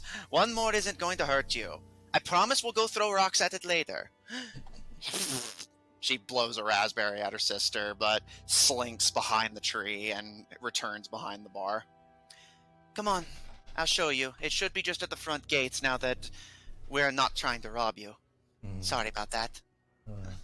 Also, it's business as usual. the one that slinked away was the one that I stole the gloves from? Yes. Okay. Right before they leave, Zephyr will just, Oh, and, two things. One, I would appreciate you actually calling me by my name instead of this, nickname. And secondly, you probably should return this, and he'll present the gloves to the other one. Finka, their brows kind of shoot up, and she glances to Fenya, who is getting behind the bar and seems to have still not noticed, and she quickly takes the gloves from you and stuffs them down her shirt, and gives you a grin and leans in to whisper in your ear. As you wish, Zephyr. Should we go see the body? Yep, right this way. And Let's go. she begins to escort you through the forest town. Caleb, now that it's been pointed out to you, you start to notice what Zephyr had seen, Lucy and you as well. That air of fear. Nobody knows who's going to be next. From the sounds of it, this has been happening ever since the king returned. So they've potentially had this specter of a sleep-borne illness hanging over them for potentially months with no end in sight and no answers. Matthew, have I ever heard of anything like that before? Make a history check.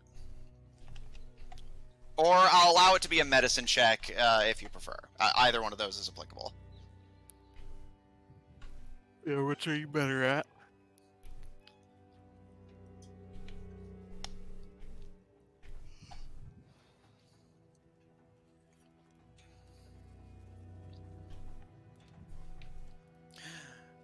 While that's happening, Caleb, you start to see, and you realize that foul smell in the air and the houses that are boarded up, it's likely people who died in their beds. I Matthew? cannot believe this has been allowed to happen. And Lucian? Natural 20? Yep. Natural 28. I was surprised because I rolled it on my app, not my regular dice. So I was very surprised. You do know that such illnesses aren't unheard of. You've heard of traumatic injuries resulting in people going to sleep and simply never waking up. But what strikes you as odd is, as far as you've known, those illnesses aren't contagious.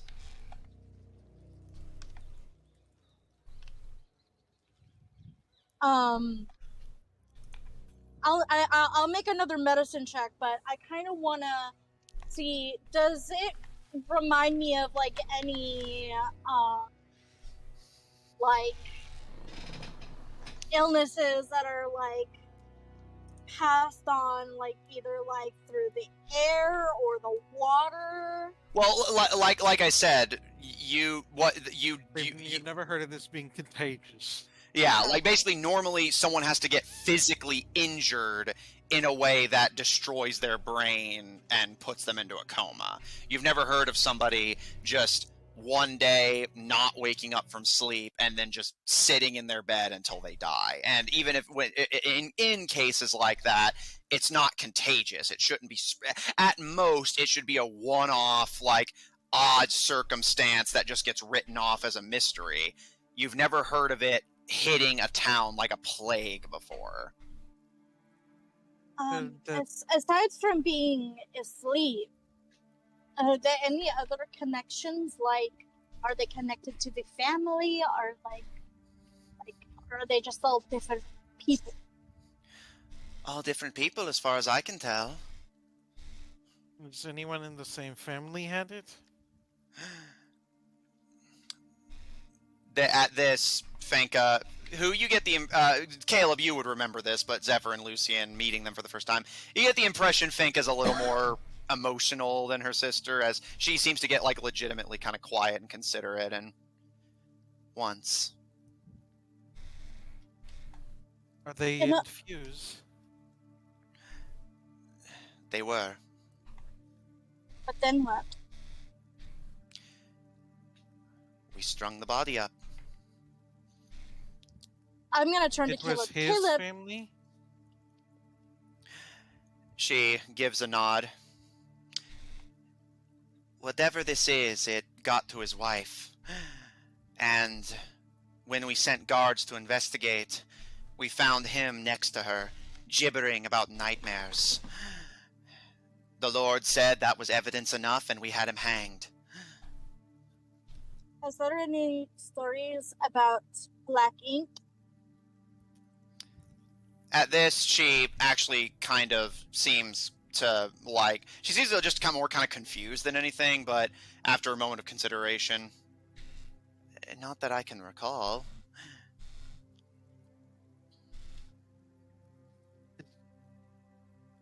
Are there any very recent deaths? Yeah, that would be great. I can talk to them.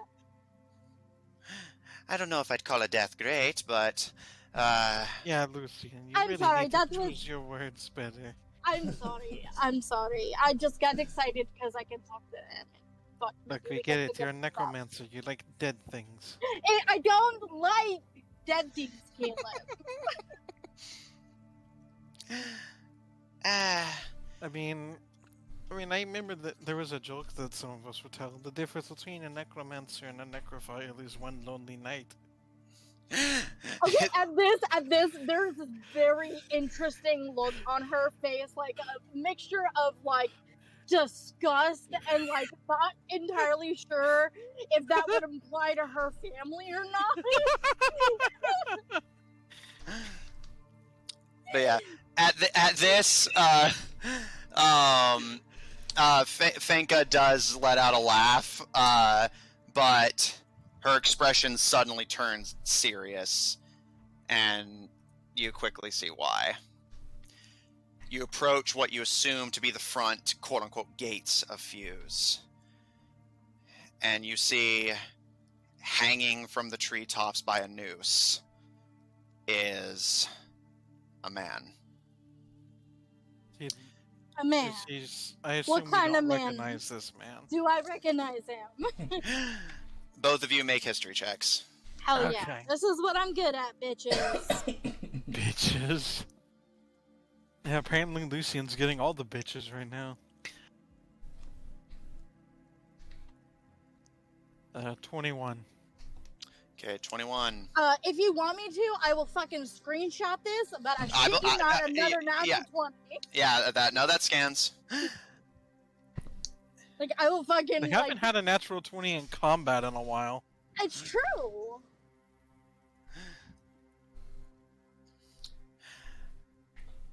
You do recognize the man. Bald head, tanned skin, covered in tattoos. You recognize this man as Q. Oh. You? Yeah, we encountered him. I love him, no! Who's Q? He was the head of the guard of Fuse. The original trio befriended him while first moving through the city. But Caleb doesn't recognize him? No, I said you do, but just because you know who he is, just from just from knowing him. Well, you. That seemed this kind of thing seemed kind of out of character for him. You've never known him to have any capability of doing something like this, but I mean, it wouldn't be the first time a thief turned on their own, but I'm not. I have to admit, Finka, I'm not convinced. This does not look like. I'm not gonna say I knew him extremely well, but he's not the kind of person that could come up with some weird disease on the spot. You want to ask him? Like, right now? How long ago did he die? Doesn't matter. I mean, but it doesn't. I thought it mattered on It that. absolutely does not matter. What? What do you mean it doesn't matter? Are you going to do just- weird necromancer shit and make him I'm talk? going to do weird necromancer shit, yes. Maybe we Okay. shouldn't do this out in public. I feel like people might find it disturbing. What do you think, Finka? she kind of gives a bit of a shrug and it shouldn't be that big of a deal. People have been throwing rocks at it for sport for days now. I mean, really, all I have to do is just burn some incense. Okay. Do we need to bring him down like to your level. I mean that would help, and it would help with, you know, it would help. All right. As Do we you think they would mind if we brought him down for now? At this, Finka actually does kind of look uncertain, and I'm not sure. It was by order of Lord Torque that we hung him to begin with. how And far up is he? he's about, given that he's, down now, he's about 20 feet in the air. I mean, the thing that I can do only is like if he was like maybe 10 feet away, I could do it. If Also- only I was taller. Also, I know what you're talking about. There is a time limit, but it's pretty long. But I can still fucking do it. As long as it's within the time limit. It's still a time limit, it's just long. Yeah, no, I know what I'm doing. I've done this before. You think we might need permission? Well, I suppose that depends. Do you ascribe to the idea that it's better to ask forgiveness than permission? I actually don't know which one Caleb would ascribe to. She gives a bit of a smirk and... Lord Torque's already hired an adventurer to make sure that he was responsible. Fuck that. I'm gonna go. We're gonna go and ask him like right now. Then we can ask for forgiveness if we need. Fuck it. Or I you can liked ask you. him, I'm wanted. I liked Q. I don't think that he would do something like this. Or you can go ask him again. I'm wanted. I so fucking probably will. shouldn't be asking him. Okay, is there anything that you want me to ask? I can ask up to like 5 things. What have you talked to him before? Well, I've done this spell before, and yes, I have talked to him before. Because I think with that spell you have to have seen them before, right? No. No. Oh, interesting. Don't worry, I don't don't worry. think he'll don't worry. find it startling to just randomly hear voices in his head. It doesn't exactly work that way. It's very complicated, Caleb. I can explain it to you. Well, if you think it's wise. Well, I mean, it would help us get the answers. I don't have to do it. Alright, I guess you can try that. Okay, like I said, is there anything that you want me to ask?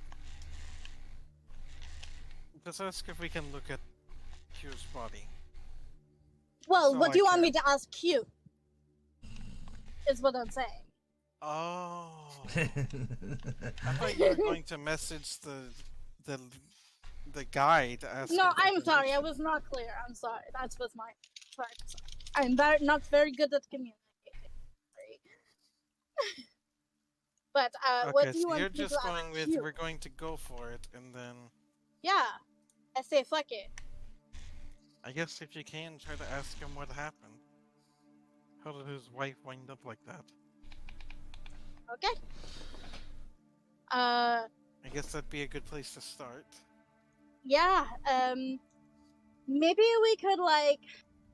We don't have to like take him down, but like maybe if we can like lower him, or maybe if I get up higher.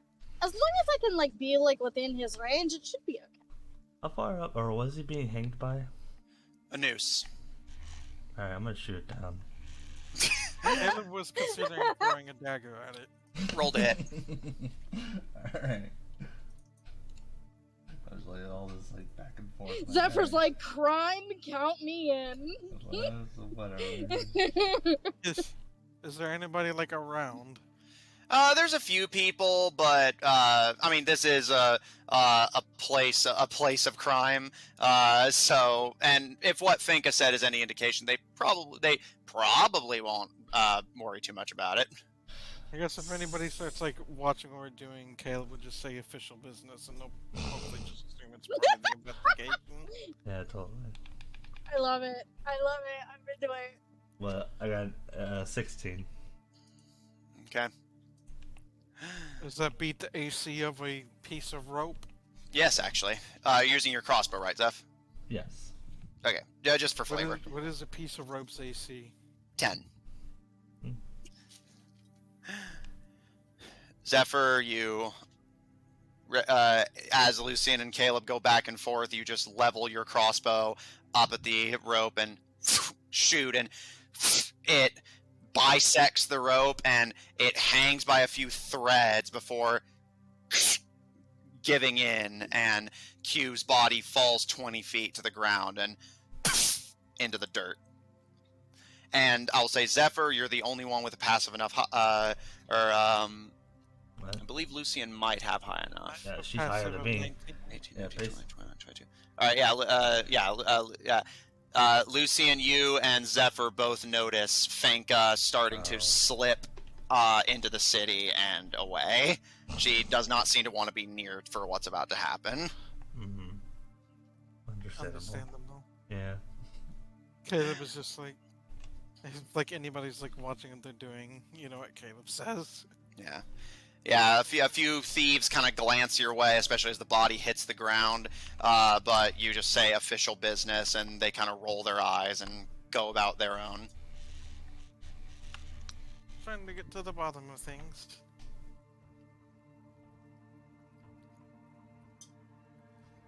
Okay. Yeah.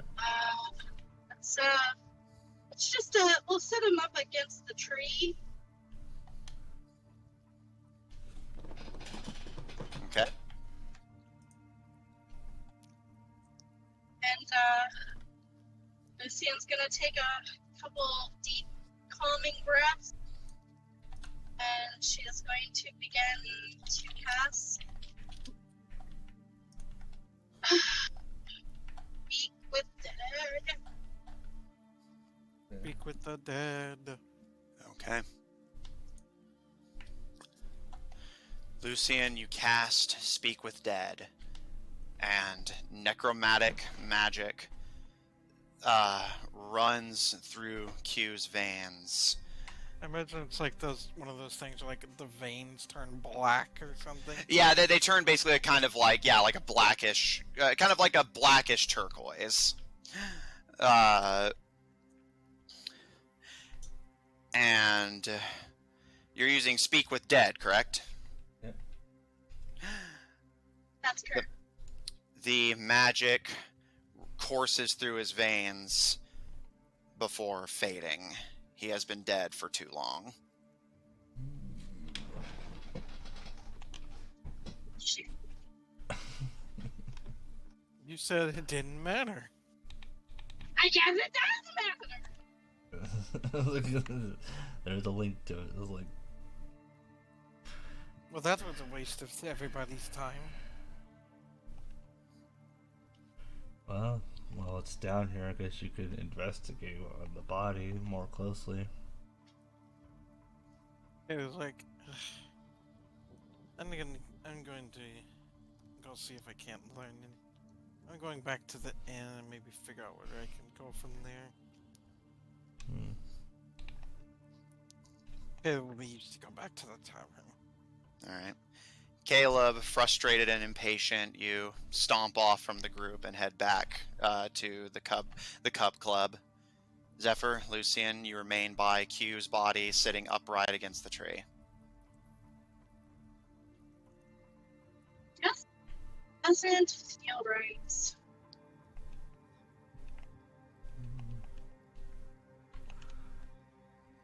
I mean,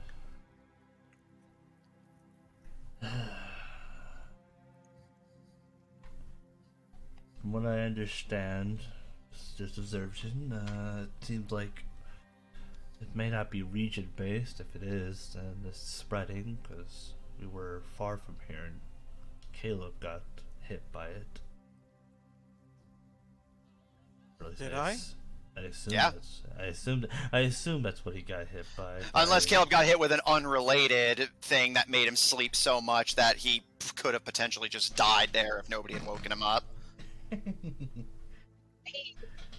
truly agree with you, Zephyr. I don't think that it's a coincidence that not just Caleb, but we are all experiencing this mysterious nightmare thing.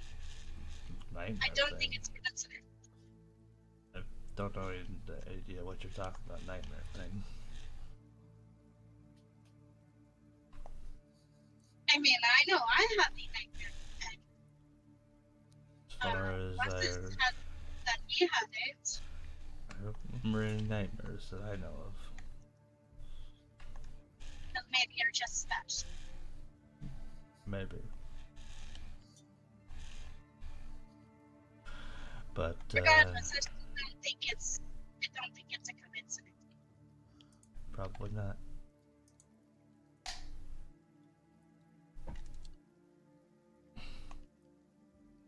Caleb, I guess when Caleb gets back, he'll ask his cousins if anyone tried to wake any of the people. Okay.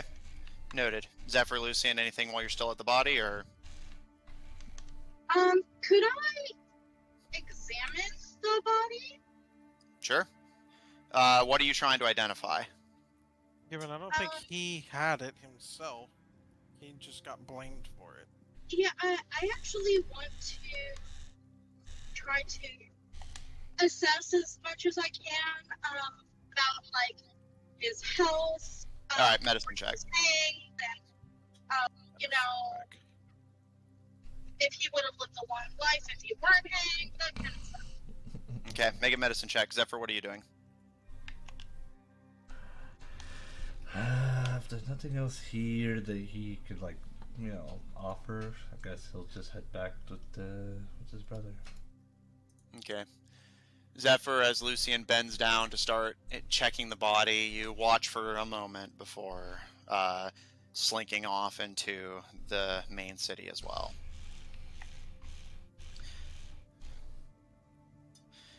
Lucian, natural 20, I assume? I wish I rolled 6. One more time? Maybe lucky 3 times, I guess. 16. Lucian, as you look over Q's body, you notice a few oddities. You, of course, see the scarring of somebody who had been hanged, but you notice also a wound in the neck that the noose had been hiding. The wound of what appears to be an axe, or some kind of blade, carved into the side of his neck. It seems to be an old wound that has scarred since then. His body is covered in them, just that one strikes you as the most, like, immediately pressing.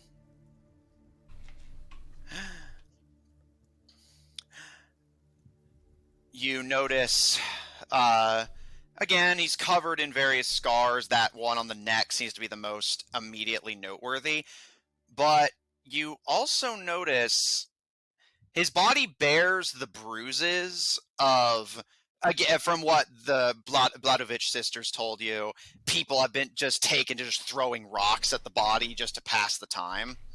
And that strikes you as odd. If it's really been so long that your spell didn't take effect, why are people still interested enough to throw things at the body? And why is it still fresh? So it's not that it It was. does strike me as odd. Oh my god, he Does was it seem like dead somebody before he was maybe- dead. Does it seem like somebody maybe magically preserved the body, like gentle repose, or something like that? Make an Arcana check.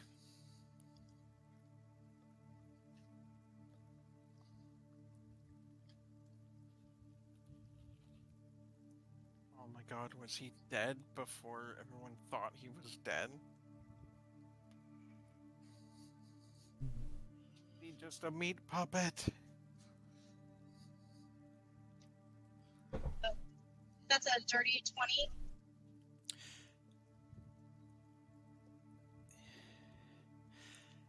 As you look over the body, there's no real, without magic yourself, there's no way to just physically identify magical involvement. However, you do notice a few things that make you think something along those lines.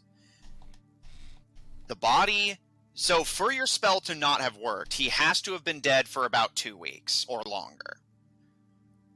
While that does line up with the estimations the townsfolk had given you, what doesn't make sense is if he's been dead for 2 weeks or longer, his body hanging from the treetops of a forest by his neck, his body should be rotting by now, but it's perfectly intact.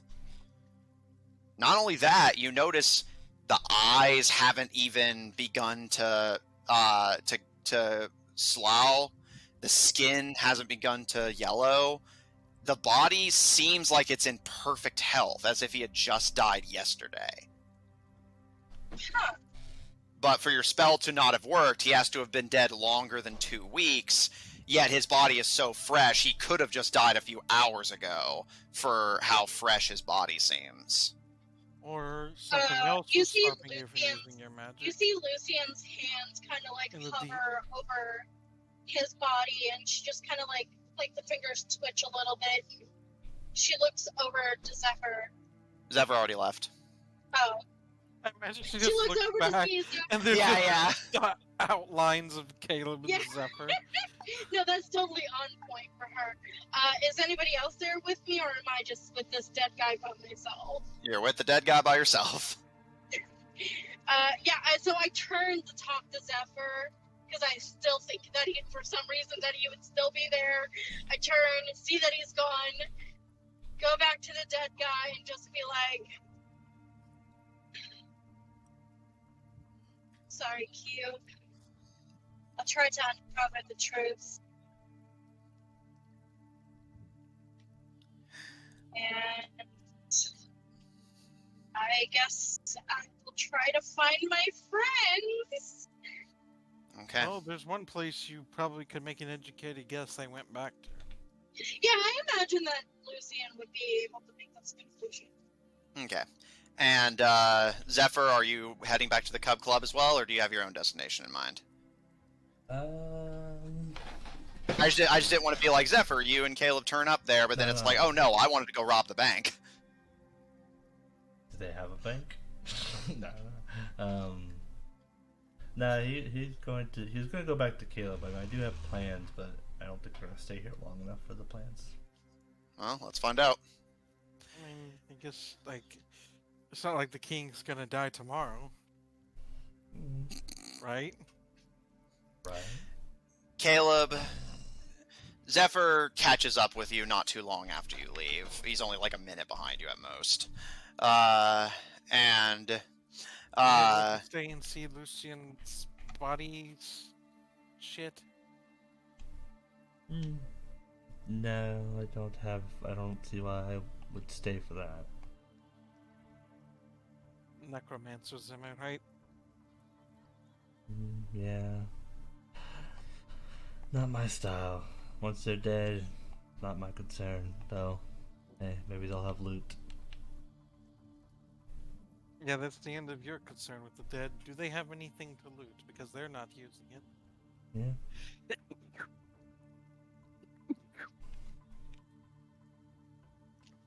Why should I concern myself for more?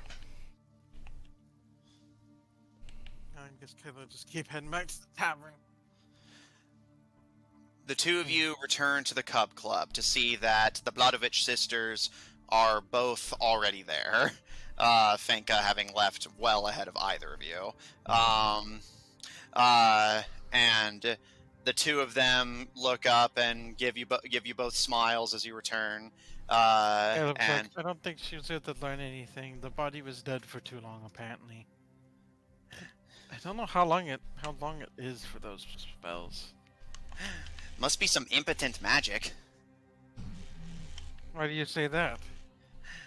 He's only been dead for about a week or so. Is that usually not enough time for it to be too long? Do we look like necromancers to you? Yeah, good point.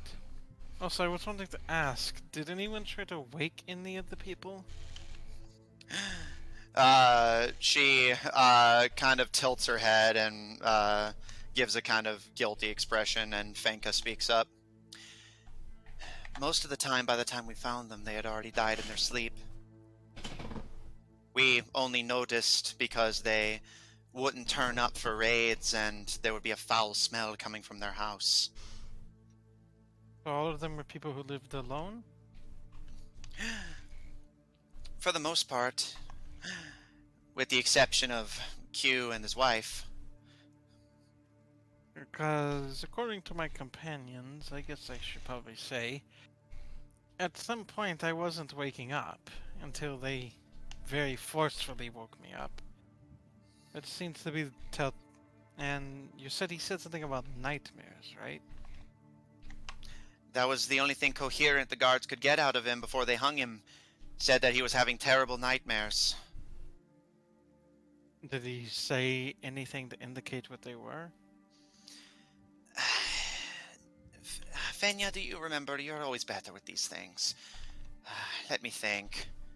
And she pauses for a moment before giving a grin to Zephyr, and... I don't know. I'm having trouble jogging my memory. Silver and gold always helps with that. Caleb will give her a gold. Fenya actually holds up her hand to you and turns her eyes to Zephyr. I want it from my new cousin. And Zephyr, you notice she has her gloves back on. Are you trying to get back at him for stealing something from you? Maybe. I may not be as good with my hands, but I'm perfectly good with my mouth. 1 gold, or I take the information to the grave. Also, when she says they're good with their mouth, Caleb just jokes, gross. I didn't need that with information. She, not even breaking eye contact with Zephyr, just says in Thieves Can't, kind of leaning her head towards you, but beyond that, no further acknowledgement. Like you don't want to talk, you filthy bastard. You don't know. Caleb just says in Thieves Can't, you don't know what I've been. Oh, Dimitri! Oh, Dimitri! Oh, shut it. You're over here fawning over fucking Lucian. Yeah, she's an easy mark. I'll give you 1 gold if you just, honestly, just stop talking. Done. But I need information. She holds up a finger to you, and Zephyr, do you give her the gold? Yeah. And without missing a beat, even though she claimed not to remember, Fenka pipes up. He said that he had been having nightmares for days. Something about tentacles and an abandoned village. That's exactly the nightmare I had. Well, that seems like a remarkable coincidence. Yeah, it does. And it's a good thing I wasn't traveling alone.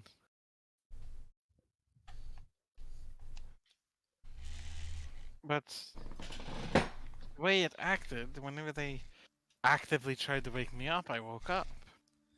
That's Well, like the telltale sign of a sleep magic, isn't it?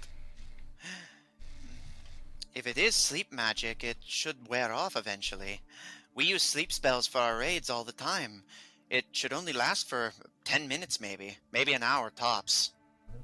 Can Caleb think of like anything like... I know he didn't like spend a lot of time with Luke, but I'm sure he spent some time with him. Did he ever mention any sleep spells that were like more powerful? Make an Arcana check. I wonder what spells they're using for that last only 10 minutes. Well, bear in mind, the sleep spell only lasts for a minute. No, it lasts for an hour, right? Or 8 hours, as long as they don't go to sleep, or as long as they aren't like woken up. I'm looking at it right now. Duration 1 minute. Cause I know in the description. I got a 15.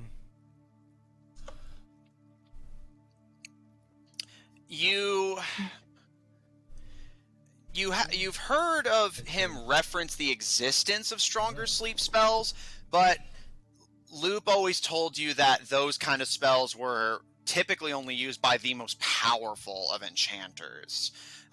Most even most dedicated mages like Lucian and other powerful wizards, even their sleep spells typically, again, like 10 minutes is usually like the clocked max. You've heard stories of, usually from Loop, of wizards and such that were powerful enough to put people to sleep for even years, but that sort of magic doesn't just happen. Is there anyone in the Scar Concord who might have that level of magic? That I will leave up to you, but so far the only ones you know who use dedicated magic is Lucifer. Everyone else, as far as you know, uses mundane means of accomplishing their goals. I think they changed the sleep spell. Is there... Did Summer ever mention any potions that could do this? I'll say, I'll just let you keep your previous roll. Summer mentioned, again, there are, you remember she had actually engineered a sleep potion for use on the party. She had mentioned the story to you in passing during the ball. So Summer knows how to engineer such things. But while she knows how to put people into effectively a death sleep, as far as you can tell, that does make sense, but I will say, since Lucian, I believe, Lucian said they and Tuco explained everything to you, you were told that it was, like, detectably magic that was affecting you. So, it's this strange scenario where all the evidence points to it being a poison, but all of the demonstratable observations point to it being magic, despite that making less sense. Caleb, I guess Caleb will mention how Lucian and Tuco identified him as being under the effects of magic. And he'll say, only a very, very, like, from the way Prince put it, only, like, generational wizards can cast that kind of sleep spell. Someone, if this is magic, someone very powerful is trying to is targeting Tabedra. Fenya kind of picks at her teeth, and there's stories going around the rumor mill that we are cursed. But I don't understand. If somebody's that powerful, why go after us? We haven't done anything. Well, I remember asking myself the same question about why Mercurial was destroyed like it was, by its own king, mind you.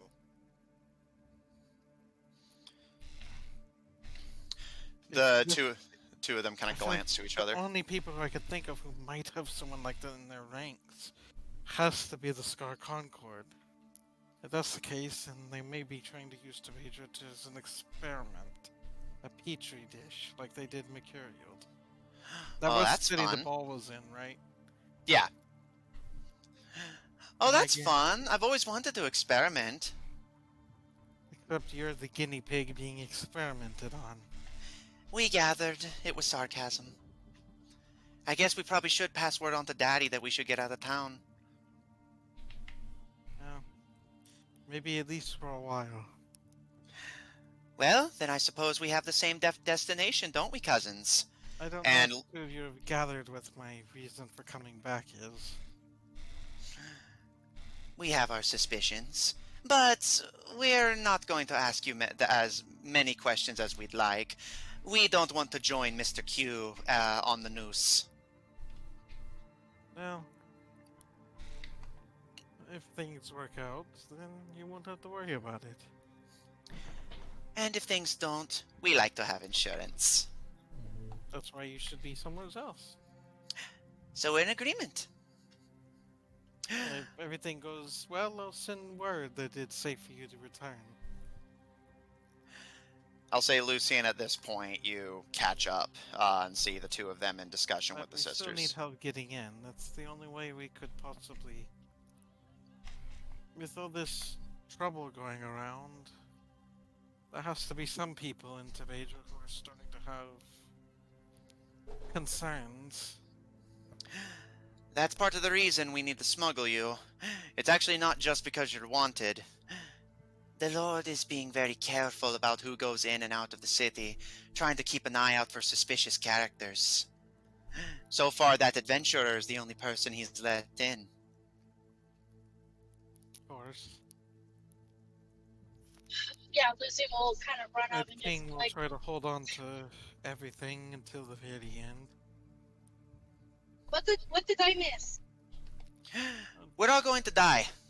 It is very possible. This is what I Well, was afraid of when what I saw at the ball. The Lucy would king, kind of like look at the girls who said we're all gonna die, and she just kind of goes, "Well, yeah." And go on, Caleb. I was worried that something like this could happen. I saw the king just, you know how kings usually are. They get angry when people start trying to threaten them, but he just gave them everything they wanted when they put up, and they so much as hinted at threatening him. I'm worried that the king or anybody like him won't. If the Scar Concord comes to pull a Mercurial in Rosewick, I don't have faith that the king would put up a fight. He would just let them as long as he got something out of it. No honor among thieves. He said the name. Yeah, I said the thing. That's why the chapter's called that.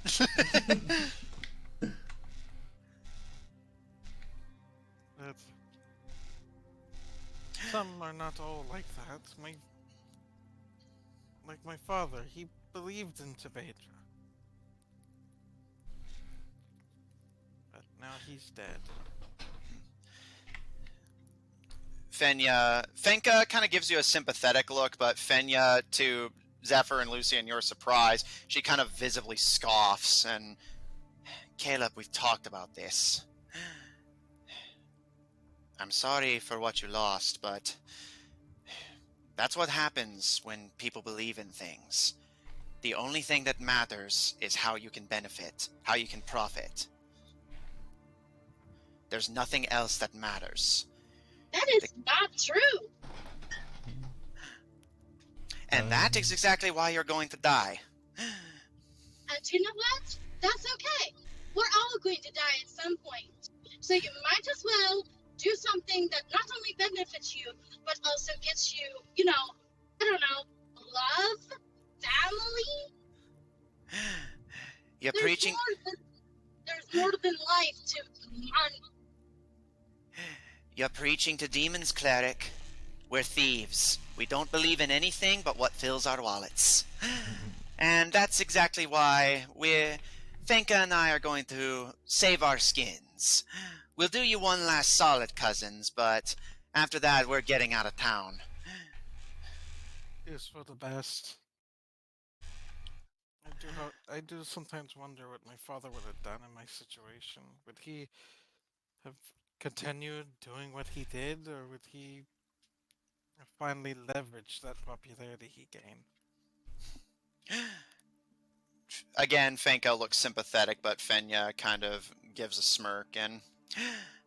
Well, that's exactly the sort of thinking that got you where you are and him where he is. I suggest you stay out of it.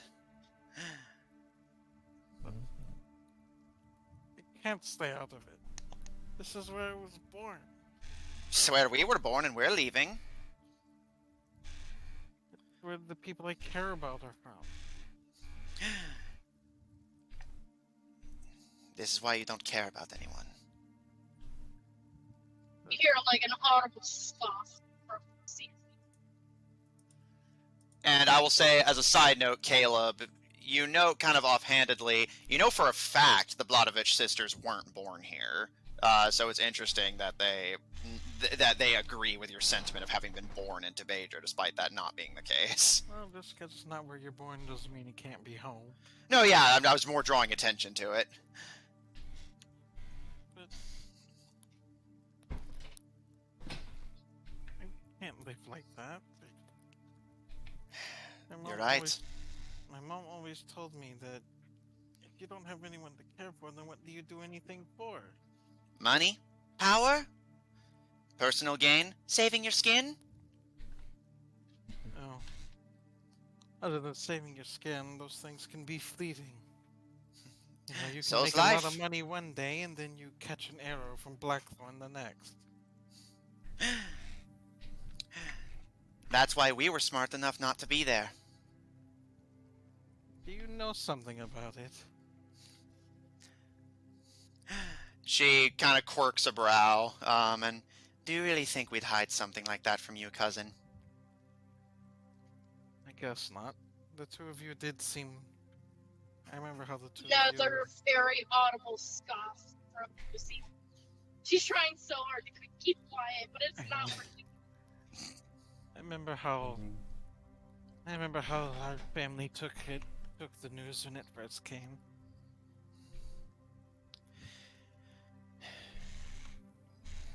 We had to grow up.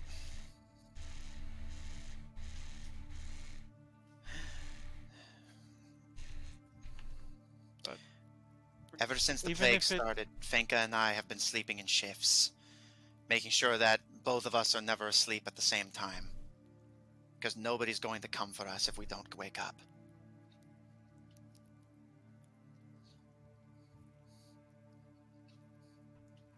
Even if it might be foolish, it's just not who I am. I have to try. Even if it suppose means you're right. losing everything. I think that's what my father would have thought. I think he would have eventually decided, even if he doesn't like what he's doing, even if he thinks it's risky, he would do it, because that's the kind of man he was. He didn't let difficulty get in his way. How do you think he became one of the richest commoners? Same way he stopped being one. Fenka, go get the cart and the fish. Make sure you bring in... And she pauses and glances to you. How many are you bringing? Just the three of you? We have, I think, 3 others. We didn't want to seem like we were crowding anybody. Smart. Fenka, get the cart and 6 barrels of fish.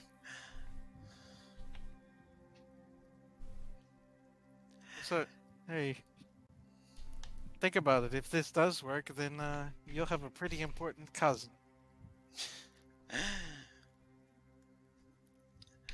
Just try to come out on the other side alive, alright?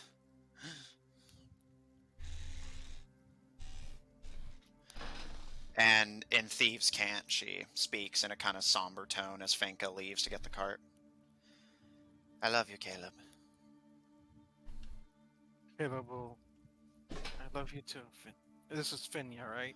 Yeah. I love you too, Finya. And Finka too, and... Fuck, I forgot his uncle's name. It was like kind of complicated. She smirks a little bit and... Hang on, I'm trying to look. Was it Miezdu? Miezdu, yes. And Uncle Miezdu too. We'll send Daddy your love.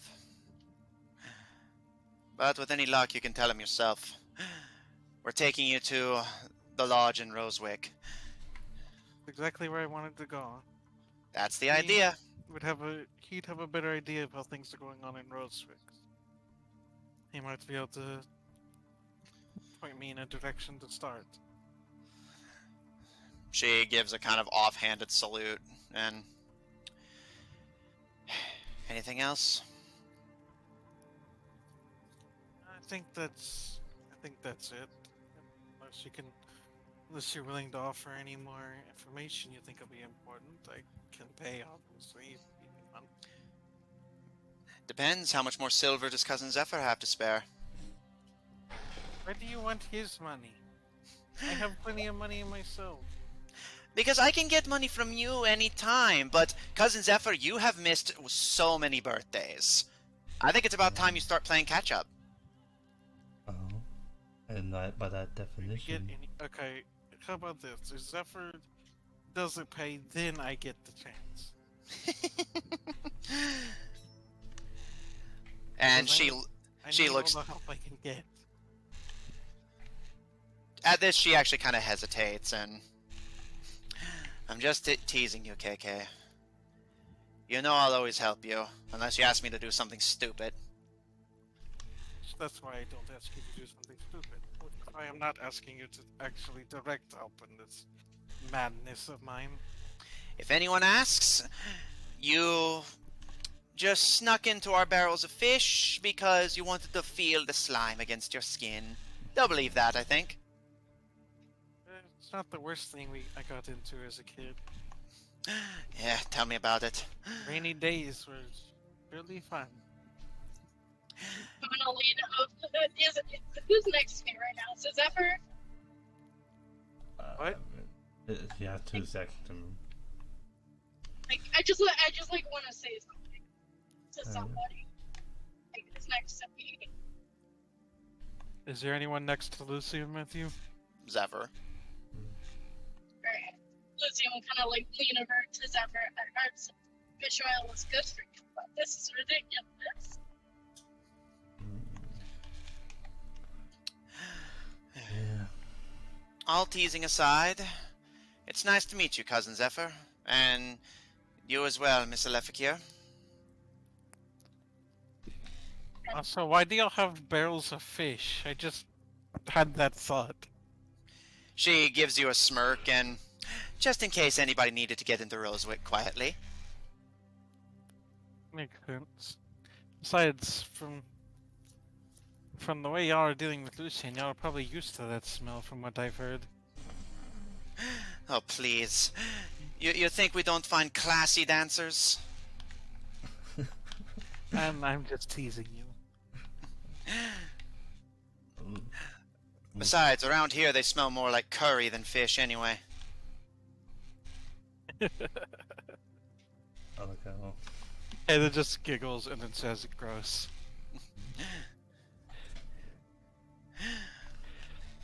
Yeah, and she gives you a smirk, and speaking of gross, what are you going to tell your boyfriend?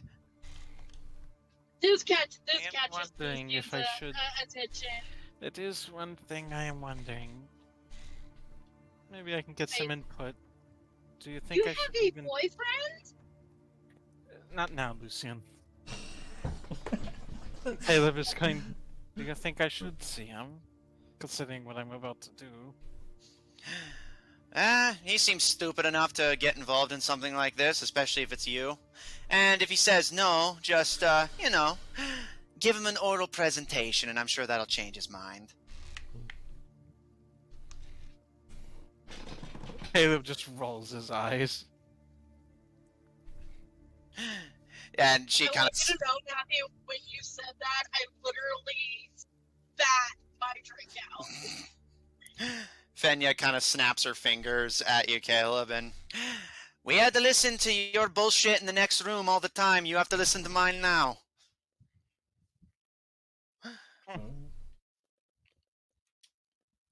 Caleb was just like, anyway, was there anything else I should know?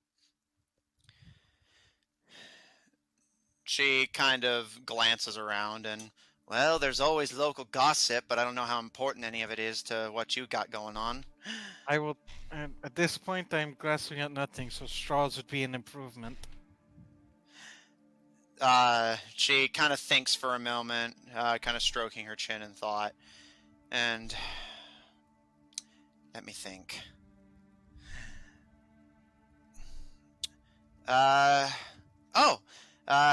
I've partially because of Lord Torque shutting down people coming in and out, outside of people we're planning to rob, of course.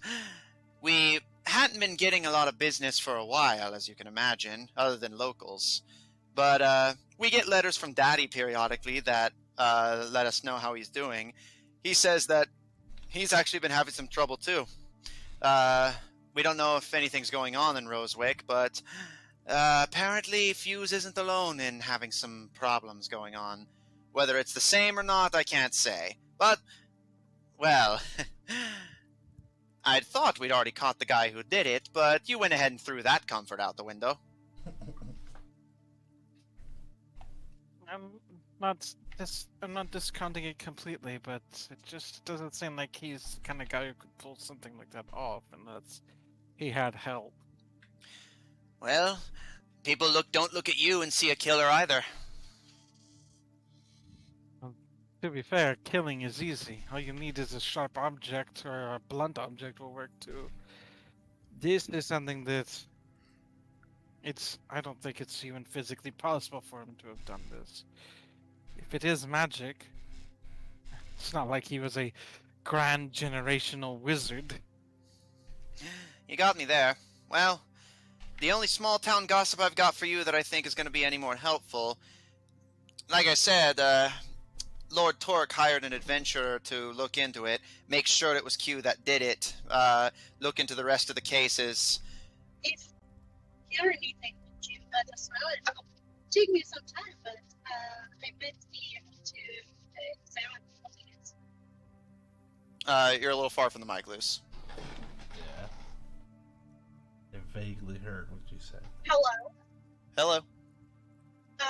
Lucian was just saying, well, if you could let us know,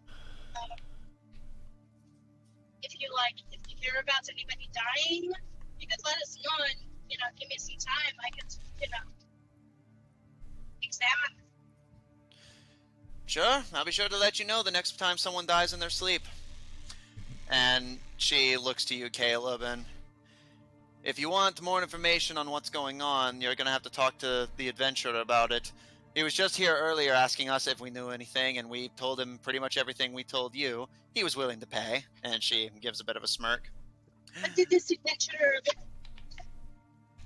Yeah, does Kyler remember what he looked like? Tattoo of Velis on his arm, long black hair, wore a lot of leather, and she kind of gives a nod. The guy who looked like he had a leather fetish? Yeah, it must be an adventurer thing.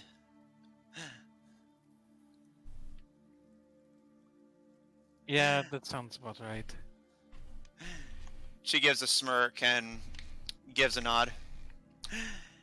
If you want to ask him any questions, he goes by Govorit Mertvik. But Can you write that down for me? yeah, and she looks to you, Lucian, but I'd keep a lid on your capabilities around him. Right, does he Does not he- like necromancers? Well, I'm not a necromancer. Why do you think I'm a necromancer?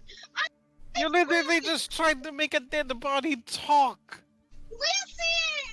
Listen, that doesn't make me a necromancer. First of all, I can just do necromancy. That's different.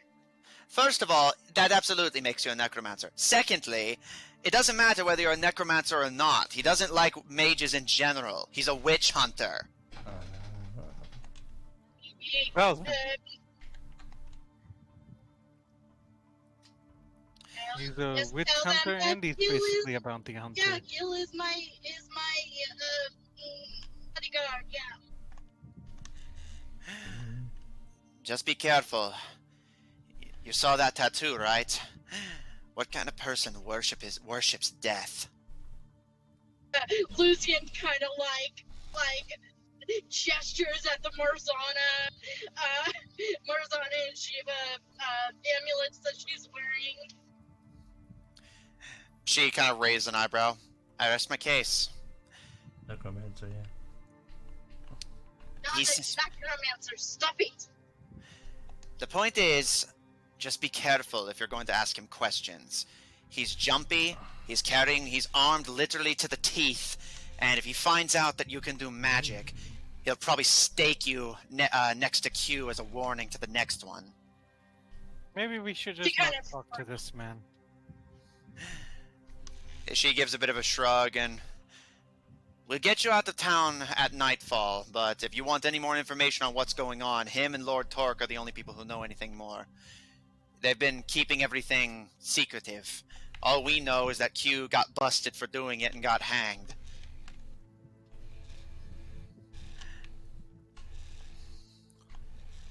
Well, I guess Lucian's the one at risk of being staked. Lucian, do you think we should talk to him? Lucian just kind of like strokes her chin. I don't know, there's a lot at stake. What? I didn't You even know hear what? what they said. You know what? I'll invite him here myself. I didn't hear what she said. She said, I guess there's a lot at stake. It was like, yes, invite him here and tell him we have a crazy necromancer. Yeah. And I'll just come looking like my brother. Oh, speaking of, where's the, you said that you had 6 people total? I'm only counting 3, so unless my math lessons are failing me, where's your friends? Where did they say they were going? Said they were gonna go drop off the carriage. They were dropping off the carriage somewheres. She kind of gives a nod and just, well, I suppose that means Fenko will find them. And she looks over all of you and... Do y'all run all the accommodations in this town? No, but I just told her to go get a cart.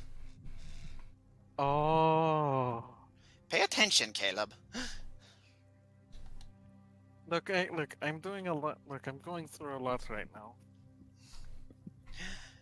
She kind of smirks and rolls her eyes a little bit and leans forward. You know, I'm having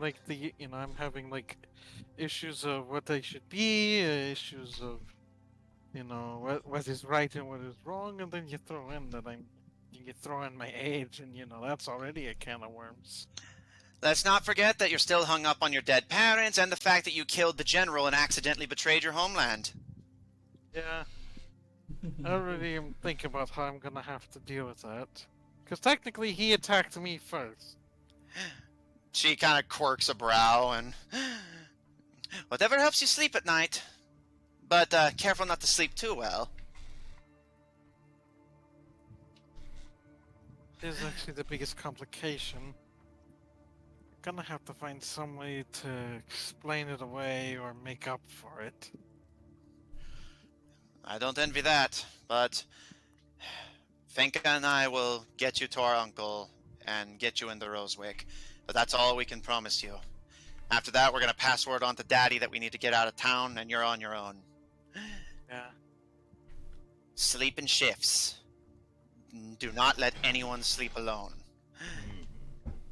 And she thinks for a moment, and if Hugh really didn't do it, and some crazy spellcaster is out there hunting us down because of whatever the king got himself involved in, it's not exactly my problem, but if you're intending on making it yours, be careful. We're family.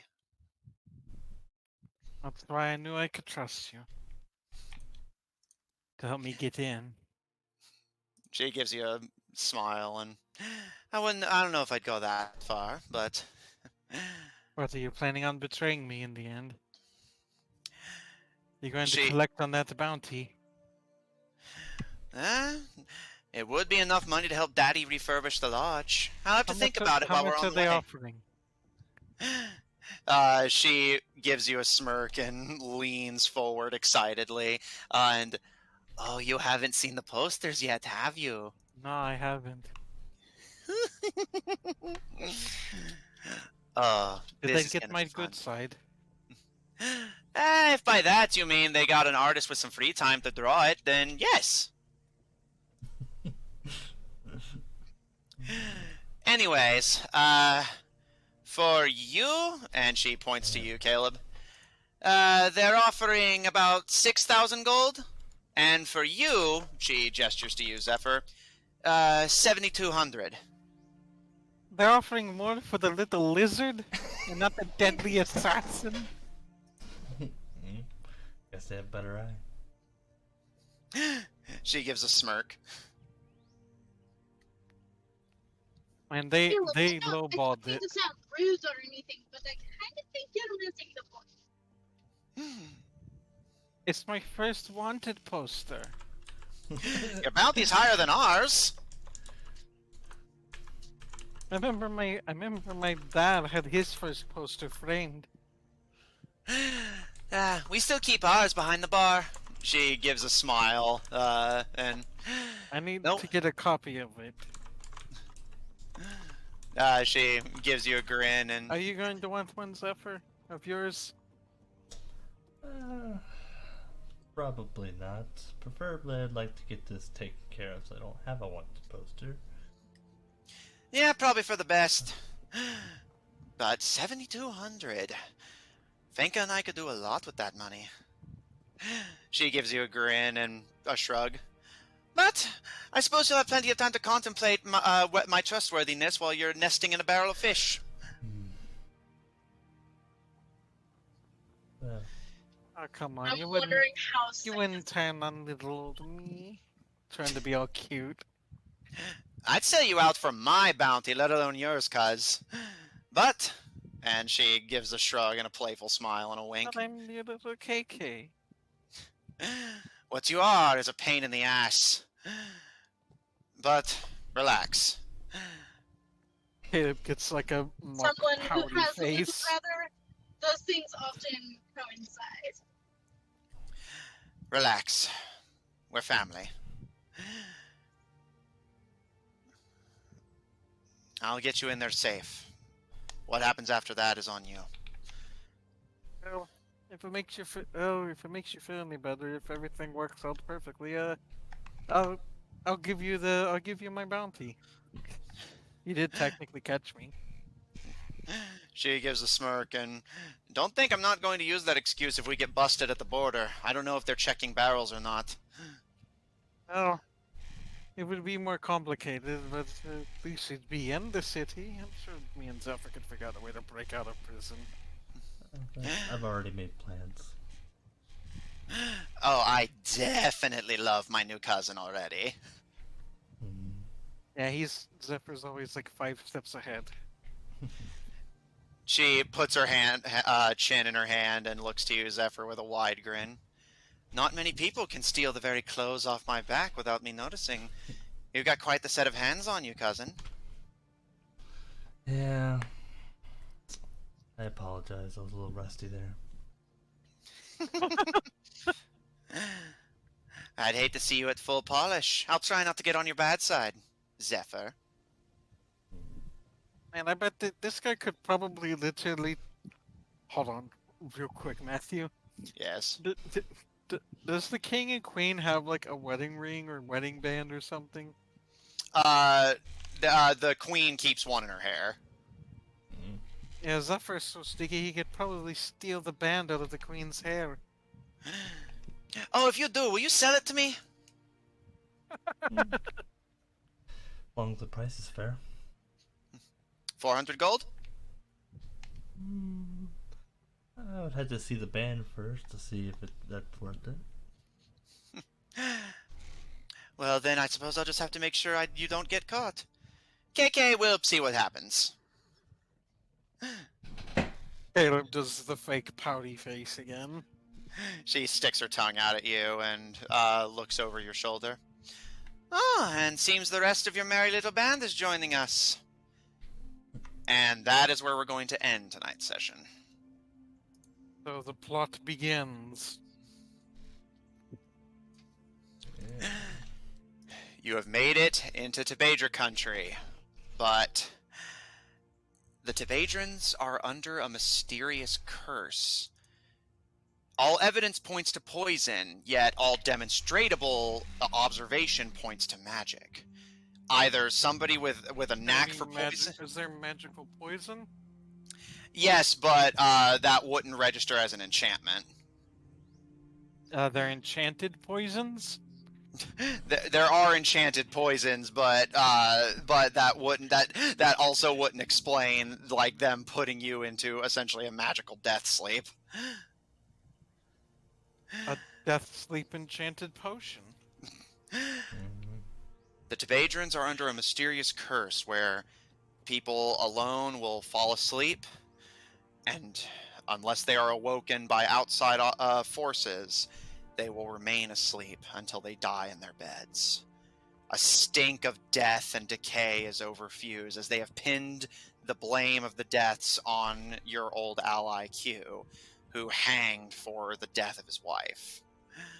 An adventurer has come to Fuse to investigate under the order of Lord Torque, who has locked down Fuse in an effort to curb the damage. And supposedly something similar may be happening in Rosewick, as you all have made preparations with Caleb's cousins to put up with his uncle and determine what to do next. The king lies dead and seemingly carries a curse of death sleep with him. The king As is you all- dead? As I said, the king has returned and carries a curse of death sleep with him. You said he lies dead. I don't recall saying that, but I believe you. I mean, I think you did, but at least it sounded like that. Maybe you said something else. Either way. check out our website at officiald5hub.info. Resurrected from the grave like a filthy necromancer trying to unravel a murder mystery. Check out our link in chat to join our official D5 Discord server if you want to hang out with us directly. And support our episodes posted on Apple Podcasts, Pandora, Google Podcasts, and the iHeart Podcast Network, wherever you happen to get them from. For our audio listeners, catch us live on Tuesdays at 7 o'clock Central Daylight Time on twitch.tv/Odd Tornado Productions, and check out Odd Tornado Productions official on Tumblr to find links to our other works, including our Human Rogues Twitch channel at twitch.tv/Killer5. That is 5 with a PH, don't get it wrong. If you enjoy what we do, please support us on Patreon. That link's about to be posted as well. On Ko-fi at ko-fi.com/Odd Tornado Productions, and follow us on Twitter at twitter.com/TornadoOdd. The TNO are capitalized so that you can get updates as soon as we go live. And if you want to see more of this party, plus or minus a few, tune in Mondays at 7 o'clock Central Daylight Time for our Monday game, Under Locks and Keys, featuring a party of globe-trotting treasure hunters trying to gather the artifacts of the gods to either unlock or lock the divine doorway. We are off this week as Chapter 3 has come to a close, but tune in the week after where Chapter 4 will be beginning. The campaign has reached its halfway point.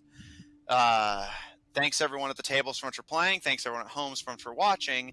And we'll see you all next week.